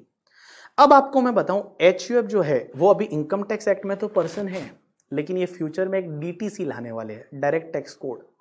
और उस पर डिस्कशन हुआ था. अभी भी उन्होंने एक टास्क फोर्स है वो उन्होंने बनाई थी और बोला कि इनकम टैक्स को पूरा चेंज कर दो, रिवैम्प कर दो. कितने साल पुराना एक्ट हो गया है? 60 साल पुराना एक्ट हो गया, just change it and all. तो उसकी जगह हो सकता है वो डायरेक्ट टैक्स कोड लाने वाले हैं. और डायरेक्ट टैक्स कोड में उन्होंने HUF को हटा दिया. बोला HUF कोई पर्सन है ही नहीं यहाँ पे. HUF जो है वो कोई पर्सन नहीं है, ऐसा उन्होंने बोला है. अब एक बात समझना, HUF जो होता है, क्या आपको HUF, आपके ऑफिस में बहुत बार क्लाइंट आते हैं हमारे ऑफिस में और हमको आके बोलते हैं कि हमको HUF बनाना है, मतलब आप HUF बना के दो. तो हम लोग उनको ये बोलते हैं कि हम HUF नहीं बनाएंगे, HUF आप बनाओ करके, ठीक है, हम उनका रिटर्न फाइल करके देंगे. ठीक है, तो ये एक जोक था. अगर आपको हंसना आया तो अच्छी बात है, नहीं हंसना आया तो कोई बात नहीं करके. ठीक है, HUF की आज की डेट में बेनिफिट क्या है भैया? वही कि 2.5 लाख रुपए की जो बेसिक एग्जामिशन है, 5 लाख रुपए तक जो बेसिक एग्जामिशन है 2.5 लाख का, वो 2.5 लाख का बेसिक एग्जामिशन है, वो HUF बेनिफिट ले सकता है. उससे ज्यादा कोई बेनिफिट है नहीं करके. ठीक है, अच्छा HUF जो है उसमें एक तो होते हैं मेंबर करके, एक होता है को पार्टनर. को पार्टनर का मतलब क्या होता है कि जिनका प्रॉपर्टी में हिस्सा होता है. HUF की जो हिंदू फैमिली की जो प्रॉपर्टी है उसमें जो हिस्सा होता है उसको बोला जाता है को पार्टनर. और एक होता है मेंबर. ठीक है, मेंबर और को पार्टनर. को पार्टनर कौन होते हैं कि जिनका एचयूएफ में प्रॉपर्टी में हिस्सा क्लेम कर सकते हैं, दैट इज कॉल्ड को पार्टनर। और बाकी लोग मेंबर भी हो सकते हैं, कुछ कुछ लोग मेंबर हो सकते हैं और को पार्टनर भी होते हैं, कोई लोग सिर्फ मेंबर हो सकते हैं, को पार्टनर नहीं हो सकते। अब एक बात समझना, ये को पार्टनर कौन होते हैं और मेंबर कौन होते हैं। तो मैं एक एग्जांपल लेता हूं, आप समझ लो। जैसे फॉर एन एग्जांपल मैं बात करूं मेरे एचयूएफ की, मैंने एचयूएफ बनाया, मैं हूं, मेरी वाइफ है, मेरा बेटा है करके, ठीक है, मैंने एचयूएफ बनाया, मेरी बेटी भी है, फॉर एन एग्जांपल। तो आज की डेट में जो सन है as well as the daughter है, 2005 के बाद डॉटर अपने पेरेंट्स की प्रॉपर्टी में हिस्सा मांग सकती है, दैट इज कॉल्ड को पार्टनर। मींस वो उस एचयूएफ की मेंबर्स भी है और वो को पार्टनर भी है। मींस उसके जो अगर मान लो हिंदू अनडिवाइडेड फैमिली की प्रॉपर्टी है, उसमें डॉटर का हिस्सा भी है, जितना सन का हिस्सा है उतना का उतना डॉटर का हिस्सा है। ये 2005 के बाद चेंज हुआ, उससे पहले ऐसा नहीं था, उससे पहले डॉटर का हिस्सा नहीं था करके, ठीक है। बट 2005 के बाद उन्होंने हिंदू लॉ में चेंज किया और बोला कि डॉटर इज ऑल्सो को पार्टनर और डॉटर को भी उतना ही हिस्सा मिलेगा जितना सन को मिलता है, ठीक है, अपने पेरेंटल जो भी प्रॉपर्टीज है उसमें। दूसरी चीज, मेरी वाइफ जो है वो मेरे एचयूएफ की, मेरी वाइफ जो है मेरे एचयूएफ की मेंबर तो है बट वो को पार्टनर नहीं है। देखो, जो भी डॉटर इन लॉ होती है या जो वाइफ होती है वो कभी भी मेंबर होती है बट वो को पार्टनर नहीं होती करके, ठीक है। मेंबर हो सकती है बट वो को पार्टनर नहीं होती। अब एक बात बताऊं, ये डिस्कशन आपके सिलेबस से रिलेवेंट नहीं है और इसके बारे में आपको पढ़ना है तो आप जाके और पढ़ सकते हैं। वेबसाइट पे बहुत सारा ज्ञान पड़ा हुआ है, इंटरनेट का सदुपयोग कर सकते हैं और पढ़ सकते हैं एचयूएफ के बारे में कि एचयूएफ कैसे बनता है, क्या बनता है, कैसे बनता है। अब एक चीज समझना, एचयूएफ में एक और चीज मैं आपको बता दूं, दो स्कूल ऑफ लॉ होते हैं इंडिया में एचयूएफ में। एक होता है जिसको बोला जाता है दया भागा स्कूल और एक बोला जाता है मिताक्षरा स्कूल। अब ये दया भागा और मिताक्षरा में क्या फर्क है? तो दया भागा जो होता है ना वो सिर्फ वेस्ट बंगाल और आसाम में लगता है। वेस्ट बंगाल और आसाम में जो हिंदू लॉ का जो दया भागा स्कूल ऑफ लॉ है वो लगता है और बाकी रेस्ट ऑफ इंडिया में जो है वो मिताक्षरा लगता है। दया भागा क्या बोलता है कि अगर बच्चे का जन्म होता है, जन्म से उसका पेरेंटल जो प्रॉपर्टी है उसमें राइट नहीं है। अगर उसके जो भी हेड ऑफ मेंबर है उनकी डेथ हो जाती है उसके बाद उसके राइट आता है प्रॉपर्टी में। ये बोलता है दया भागा स्कूल ऑफ लॉ। और दया भागा कहां लगता है? वेस्ट बंगाल में लगता है और आसाम में लगता है। और दूसरा जो मिताक्षरा है वो रेस्ट ऑफ इंडिया में लगता है। वो क्या बोलता है, अगर बच्चे का जन्म हुआ तो भैया जो भी हिंदू अनडिवाइडेड फैमिली की प्रॉपर्टी रहेगी उसमें वो हिस्सेदार बन गया। जैसे ही जन्म लेते ही आप जो है वो उस प्रॉपर्टी में हिस्सा प्राप्त कर लेते हो। ये मिताक्षरा बोलता है जो रेस्ट ऑफ इंडिया में लगता है, बट आसाम और वेस्ट बंगाल में दया भागा लगता है। और दया भागा में क्या होता है कि अगर कोई बच्चा है वो जन्म होते ही उसका राइट नहीं है प्रॉपर्टी में, वो जब तक उसके जो एल्डर है वो जिंदा है वो उनका राइट है, बट जैसे उनकी डेथ हो जाती है उसके बाद में उसका प्रॉपर्टी में राइट बन जाता है। हमारे इनकम टैक्स में मैं बताऊं ये सब याद रखने की आपको जरूरत नहीं है, आपको सिर्फ इतना याद रखना है करके, ठीक है। आपको सिर्फ इतना याद रखना है कि भैया आपको सिर्फ इतना याद रखना है कि एचयूएफ है वो एक पर्सन की डेफिनेशन में आता है। तो देखो पर्सन में क्या क्या, इंडिविजुअल है, उसके बाद में एचयूएफ है, उसके बाद में कंपनी। कंपनी का मतलब होता है body corporate. Body corporate means private limited, public limited, that is called company. उसके बाद फर्म। फर्म हमेशा ध्यान रखना इनकम टैक्स में firm always include LLP. LLP हमेशा इंक्लूड होगी। तो जहां जहां फर्म लिखा हुआ है आपको यह समझना इसमें एलएलपी इंक्लूड है, एलएलपी अलग नहीं है, उसमें LLP is included, LLP is always included करके, ठीक है। अब आप मुझे बोलोगे कि सर फर्म और एलएलपी में क्या कोई फर्क है इनकम टैक्स में? मैं बताऊं कुछ भी फर्क नहीं है। फर्म और एलएलपी में कुछ भी फर्क नहीं है। इनकम टैक्स में टैक्स रेट सेम है, ठीक है, जितने भी प्रोविजन है वो सेम लगते हैं करके, ठीक है। कहीं कहीं पे एक दो जगह फर्क है। एक तो फर्क आपको याद है, क्या आपको पता है वो 44 AD वाली जो सेक्शन होती है ना, 6% 8% आप जो टर्नओवर का बताते हो, जो 6% 8% जो टर्नओवर का बताते हो वो पार्टनरशिप फर्म पे लगता है बट एलएलपी पे नहीं लगता, ठीक है। एलएलपी नहीं ले सकती, फर्म ले सकती है, वो एक फर्क है। और एक और कैपिटल गेन में फर्क है। ये दो जगह छोड़ के बाकी इनकम टैक्स में कोई भी फर्क नहीं है। अब आप मुझे बोलोगे सर एलएलपी में तो पार्टनर की लायबिलिटी लिमिटेड होती है, तो क्या इनकम टैक्स पर्पस के लिए भी क्या पार्टनर की लायबिलिटी लिमिटेड होगी? आंसर इज ना बाबा ना, ऐसा नहीं है। इनकम टैक्स में पी चिदम्बरम जी ने एक सेक्शन डाली हुई है सेक्शन 167C करके, और सेक्शन 167C क्या बोलती है पता है? कि notwithstanding anything contain in LLP act 2008, तुम्हारा LLP एक्ट क्या बोलता है? Goes to buy oil, means LLP act तुम्हारा तेल लेने गया करके, ठीक है, वो LLP एक्ट तेल लेने गया। इनकम टैक्स में जो LLP का पार्टनर है उसकी भी लाइबिलिटी अनलिमिटेड है।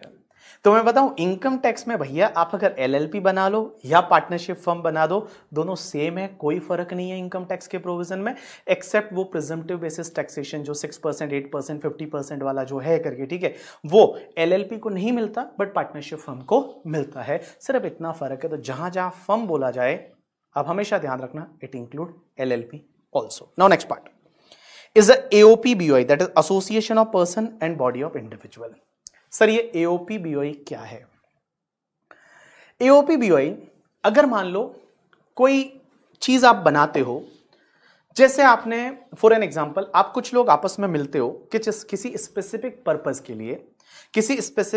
के लिए आप लोग आपस में मिलते हो और वो स्पेसिफिक पर्पस खत्म हो जाता है, उसके बाद आप अलग हो जाते हो, that is called association of person और बॉडी ऑफ इंडिविजुअल। एग्जांपल के लिए जॉइंट वेंचर।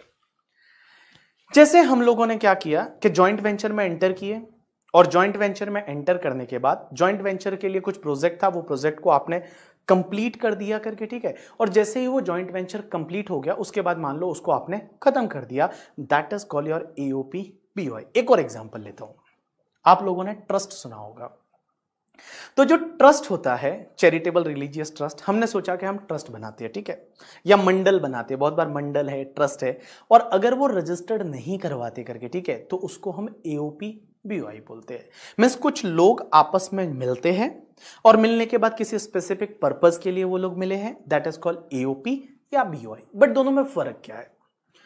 AOP और BOI दोनों में फर्क ये है कि देखो, AOP में कोई भी मेंबर बन सकता है। जैसे एक एग्जांपल लेता हूं कि एक कंपनी है जिसका नाम है BB लिमिटेड, तो BB limited as well as mister Raju, mister Sanjay, mister Hari, तो हरी, राजू, संजय और BB लिमिटेड ये सब लोग मिलकर मान लो कुछ जॉइंट वेंचर बनाया, that is called your AOP, association of person. इसमें कोई भी पर्सन आ गया, लेकिन बॉडी ऑफ इंडिविजुअल जो होता है ना, उसमें सिर्फ इंडिविजुअल लोग ही मिलते हैं। जैसे हमने क्या किया कि हम 10 लोग इंडिविजुअल है, अपनी क्लास में जितने भी लोग हैं हमने मिलके कुछ बनाया करके, ठीक है, सिर्फ इंडिविजुअल लोग है, that is called your body of individual. Income tax में इसको हमेशा AOP-BOI बोला जाएगा। इसके लिए अलग टॉपिक है जो मैं आपको सेकंड वॉल्यूम में पढ़ाऊंगा, और सेकंड वॉल्यूम का आई थिंक पहला या दूसरा टॉपिक ही है एसोसिएशन ऑफ पर्सन और बॉडी ऑफ इंडिविजुअल। और आप लोग जो है अब देखो, जॉइंट वेंचर में अगर आपने कंपनी बना दी तो वो कंपनी में चली जाएगी। काजल, अगर जॉइंट वेंचर में विशाल कंपनी बना दी, जैसे जेवी कंपनी, आधे शेयर आपने लिए आधे उसने लिए, और आपने कंपनी बना दी तो वो कंपनी में चली जाएगी। बट अगर मान लो आप उसको कंपनी नहीं बनाते हो, उसको पार्टनरशिप फर्म नहीं बनाते हो, तो फिर वो एसोसिएशन ऑफ पर्सन या बॉडी ऑफ इंडिविजुअल की तरह ट्रीट होता है करके, ठीक है। जब वो टॉपिक पढ़ेंगे तो वहां मैं आपको बताऊंगा कि कैसे इस पे टैक्स लगता है, क्या लगता है, 2.5 लाख का बेसिक एग्जम्पशन मिलता है या नहीं मिलता है, अगर आपने 100 AOP बना दिए तो क्या होता है, मेंबर का शेयर का क्या होता है, वो सब उस पर्टिकुलर टॉपिक में हम सीखने वाले हैं। चलो, 12AA में रजिस्ट्रेशन करवाते हैं तो क्या होता है ट्रस्ट का, वो भी अपन पढ़ेंगे आगे जाके, ठीक है। चलो, उसके बाद next part is a local authority. ये लोकल अथॉरिटी क्या होती है कि जो गवर्नमेंट का पैसा गवर्नमेंट लोगों के लिए यूज करने के लिए देती है, और ये लोकल अथॉरिटी किसको बोलते हैं, जो उस पैसे को मैनेज करती है पब्लिक के लिए, that is called local authority.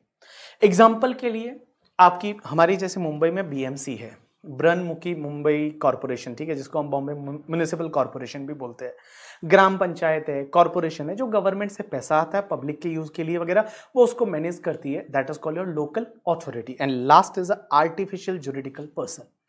Artificial juridical person किसको बोलते हैं कि भैया जो इसमें नहीं आता, जो इन सब में नहीं आता, वो तुम्हारे आर्टिफिशियल जुरिडिकल पर्सन में आएगा। एग्जाम्पल के लिए देवी देवता, जो भी टेम्पल्स वगैरह है, तो जो देवी देवता है, टेम्पल्स वगैरह है, वो तुम्हारे आर्टिफिशियल जुरिडिकल पर्सन में आएंगे। ऑफिस है सर, थोड़ी देर और 5 मिनट और, बिकॉज कल से मैं सिर्फ टैक्स रेट चालू करने वाला हूं, इसलिए मुझे 5 मिनट और दे दो बस, मैक्सिमम 5 मिनट, तो ये तुम्हारे आर्टिफिशियल जुरिडिकल पर्सन में आएगा। तो देखो, इंडिविजुअल मीन्स कोई भी ह्यूमन बीइंग आप में, that is individual. HUF Hindu undivided family, income tax act में कुछ नहीं बोला हुआ, हिंदू लॉ में काफी चीजें दे रखी है, वो आप देख सकते हो। अब एक और चीज समझना, एक क्वेश्चन ही आता है कि सर जैन लोग HUF बना सकते हैं? नहीं, आंसर इज यस। जैन लोग हैं वो जैन लोग HUF बना सकते हैं, एज वेल एज द जो पंजाबी सिख होते हैं वो पंजाबी लोग भी HUF बना सकते हैं, because they are part of Hindu. तो जो जैन है और जो सिख है वो HUF बना सकते हैं, लेकिन मुस्लिम लोग नहीं बना सकते,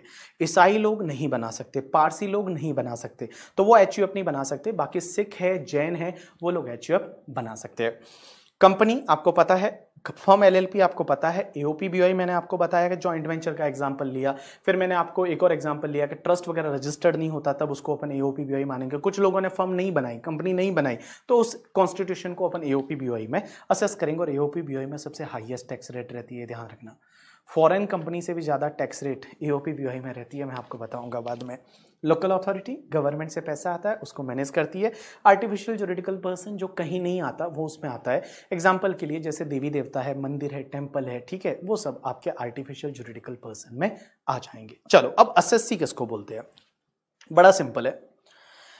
असेस्सी मीन्स अगर कोई भी पर्सन टैक्स पे करने के लिए या कोई पेनल्टी या कोई भी अमाउंट पे करने के लिए लाइबल है, उसको हम असेस्सी बोलेंगे।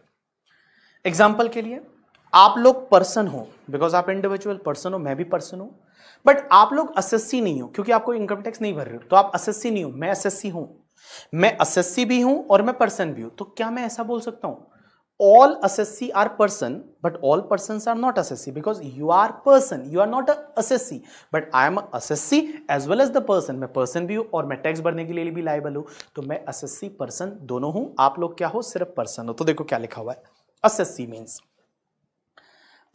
means all people, just pay attention, हाँ, section 2 clause 7, it means any person who is liable to pay tax और any other sum under the income tax act 1961।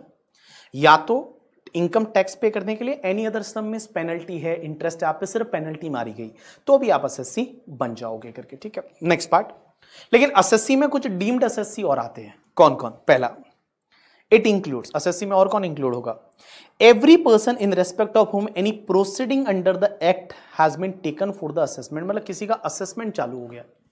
Proceeding means assessment चालू होना, किसी का असेसमेंट। आपने जैसे रिटर्न ही file नहीं किया, आपने आज तक 1 रुपया भी नहीं भरा टैक्स, बड़े झोल किए, आपने टैक्स ही नहीं भरा आज तक, ठीक है। अब सीधा आप पे रेड हो गई और रेड के बाद असेसमेंट हो गया। तो जब असेसमेंट हो रहा है करके आपकी खुद की इनकम से रिलेटेड या income of any other person in respect of which he is accessible, या किसी और पर्सन की इनकम से रिलेटेड आप पे असेसमेंट हो रहा है, ये कब हो सकता है? जैसे माइनर्स के केस में। मैं एग्जांपल लेता हूं, मेरा बेटा है, उसकी कुछ इनकम थी, उसने टैक्स ही नहीं भरा। अब बेटे की इनकम तो पापा में क्लब होगी, तो यहां असेसमेंट उसके लिए मेरे हाथ में हो रहा है, तो मेरे हाथ में हो रहा है तो मैं असेस्सी बन जाऊंगा।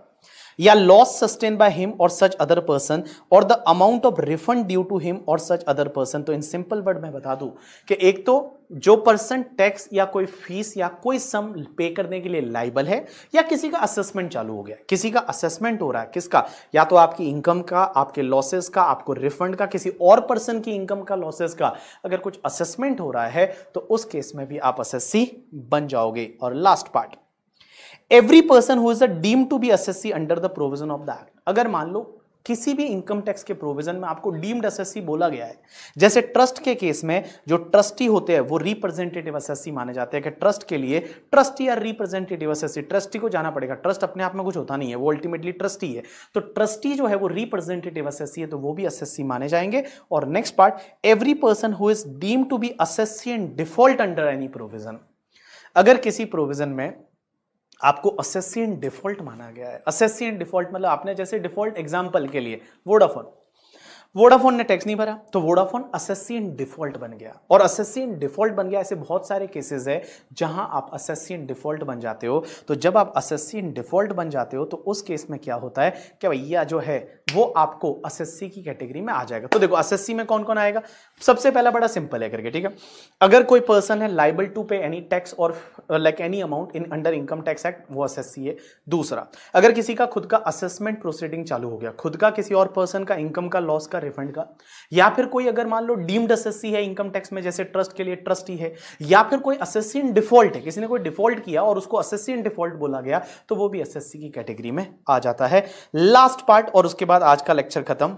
एक बात बताऊं, मैंने आपको क्या बोला, बस 2 मिनट है, आपको खुद ही पढ़ना है करके, ठीक है?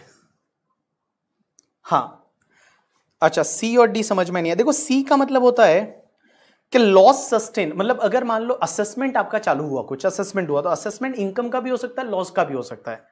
एंड डी का मतलब क्या होता है कि भैया अगर आपको कोई रिफंड बनता है, अगर आपको मान लो कुछ रिफंड बनता है, आपका टीडीएस कट गया था, आपने मान लो रिटर्न फाइल किया, यहां कोई टैक्स पेबल तो था नहीं, तो आपका रिफंड दिया, तो रिफंड दिया तो भी आप असेसी तो हो ही हो ना, आप असेसी बन गए क्योंकि आपके रिफंड का असेसमेंट हो रहा है। चलो, conclude the class, last 2 minutes, ठीक है? चलो, ये आपको घर पे पढ़ना है, बट मैं आपको समझा देता हूं। एक बात बताओ, हमने अभी तक क्या पढ़ा कि प्रीवियस ईयर में इनकम कमाओ, असेसमेंट ईयर में टैक्स भरो, प्रीवियस ईयर में इनकम कमाओ, असेसमेंट ईयर में टैक्स भरो, रिटर्न असेसमेंट ईयर में भरते, टैक्स असेसमेंट ईयर में भरते हैं।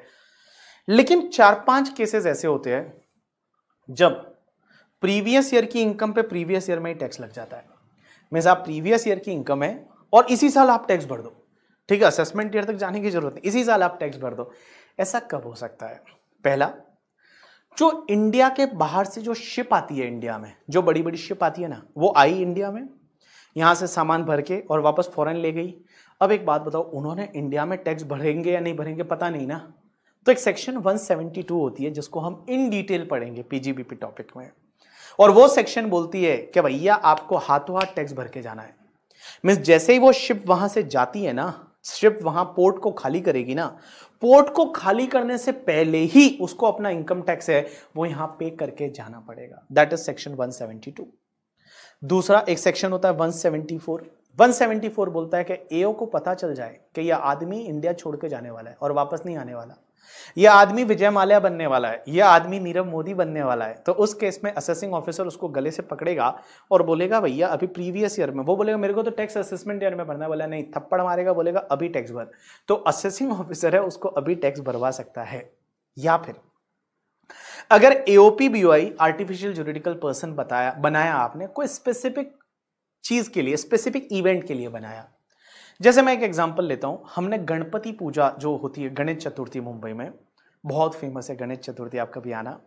तो गणेश चतुर्थी के लिए हमने एक मंडल बनाया और बोला कि गणेश चतुर्थी में हम लोगों को पानी बांटेंगे और कम रेट पे बांटेंगे, समथिंग हमने एक एओपी बीओआई बनाया। और जैसे ही वो गणेश चतुर्थी खत्म हो गई, हमने उसको क्लोज कर दिया, तो भैया उस केस में एओ जो चाहे वो हमसे टैक्स प्रीवियस ईयर में ही ले सकता है। बोला प्रीवियस ईयर में अभी का अभी टैक्स भरो, कोई असेसमेंट ईयर वगैरह रिटर्न की टाइम नहीं, अभी का अभी जो है वो आप टैक्स है वो भरो करके, ठीक है? उसके बाद अगर मान लो कोई पर्सन है वो likely to transfer the property to avoid the tax, ऐसा बहुत बार हो सकता है करके, ठीक है?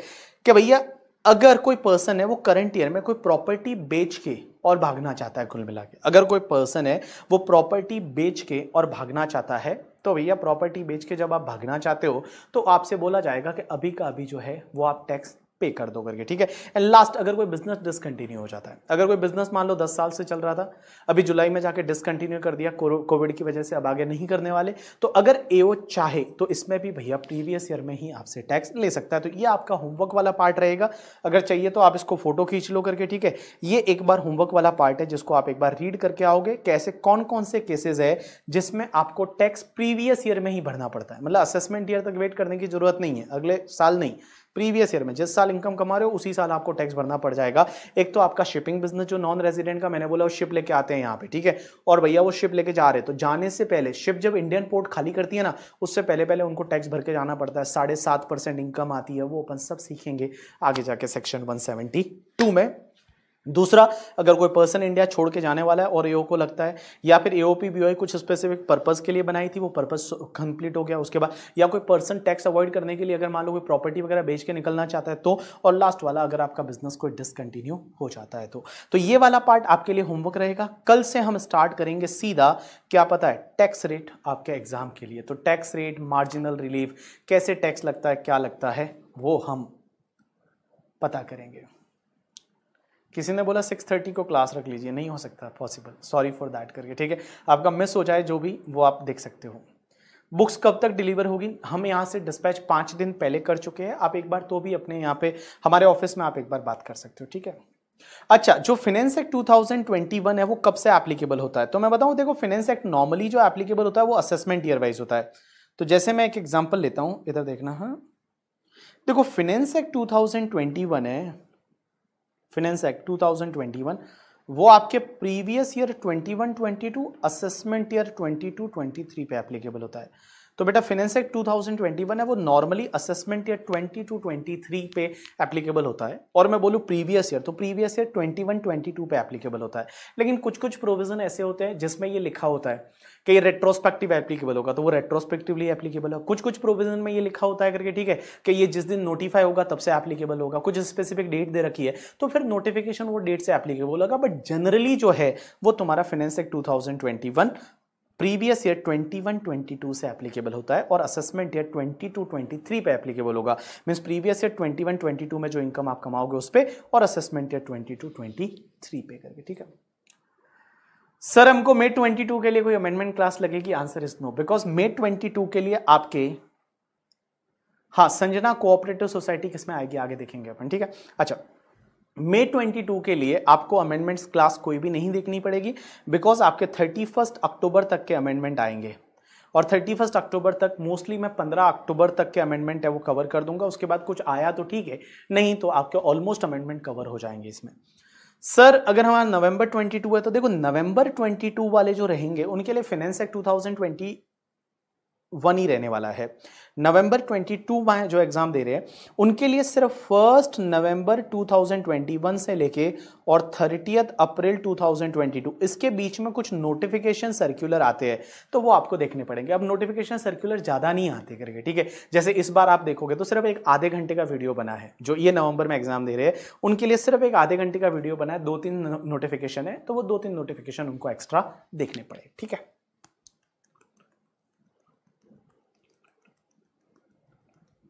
चलो डन, आज के लिए इतना बहुत है, कल कंटिन्यू करते हैं। जितना आज पढ़ाया एक बार आप क्विकली रिवाइज करके आना, और आपके पास बुक आ गई हो तो ये वाला पार्ट एक बार देख के आना। अगर आपके पास बुक नहीं है तो आईसीआई के मॉड्यूल से देख सकते हो, एज इट इज वहीं से ले रखा है, तो वहीं से आप इसको पढ़ के आ सकते हो, ठीक है। चलो, थैंक्स अ लॉट पीपल, आज के लिए इतना बहुत है करके, ठीक है। समित रिप्रेजेंटेटिव की डेफिनेशन दे रखी है, रिप्रेजेंटेटिव एसएससी में कौन कौन आता है, कहाँ कहाँ आता है, ठीक है। चलो थैंक्स अ लॉट पीपल, आज के लिए इतना बहुत है, कल अपन कंटिन्यू करेंगे इसके आगे।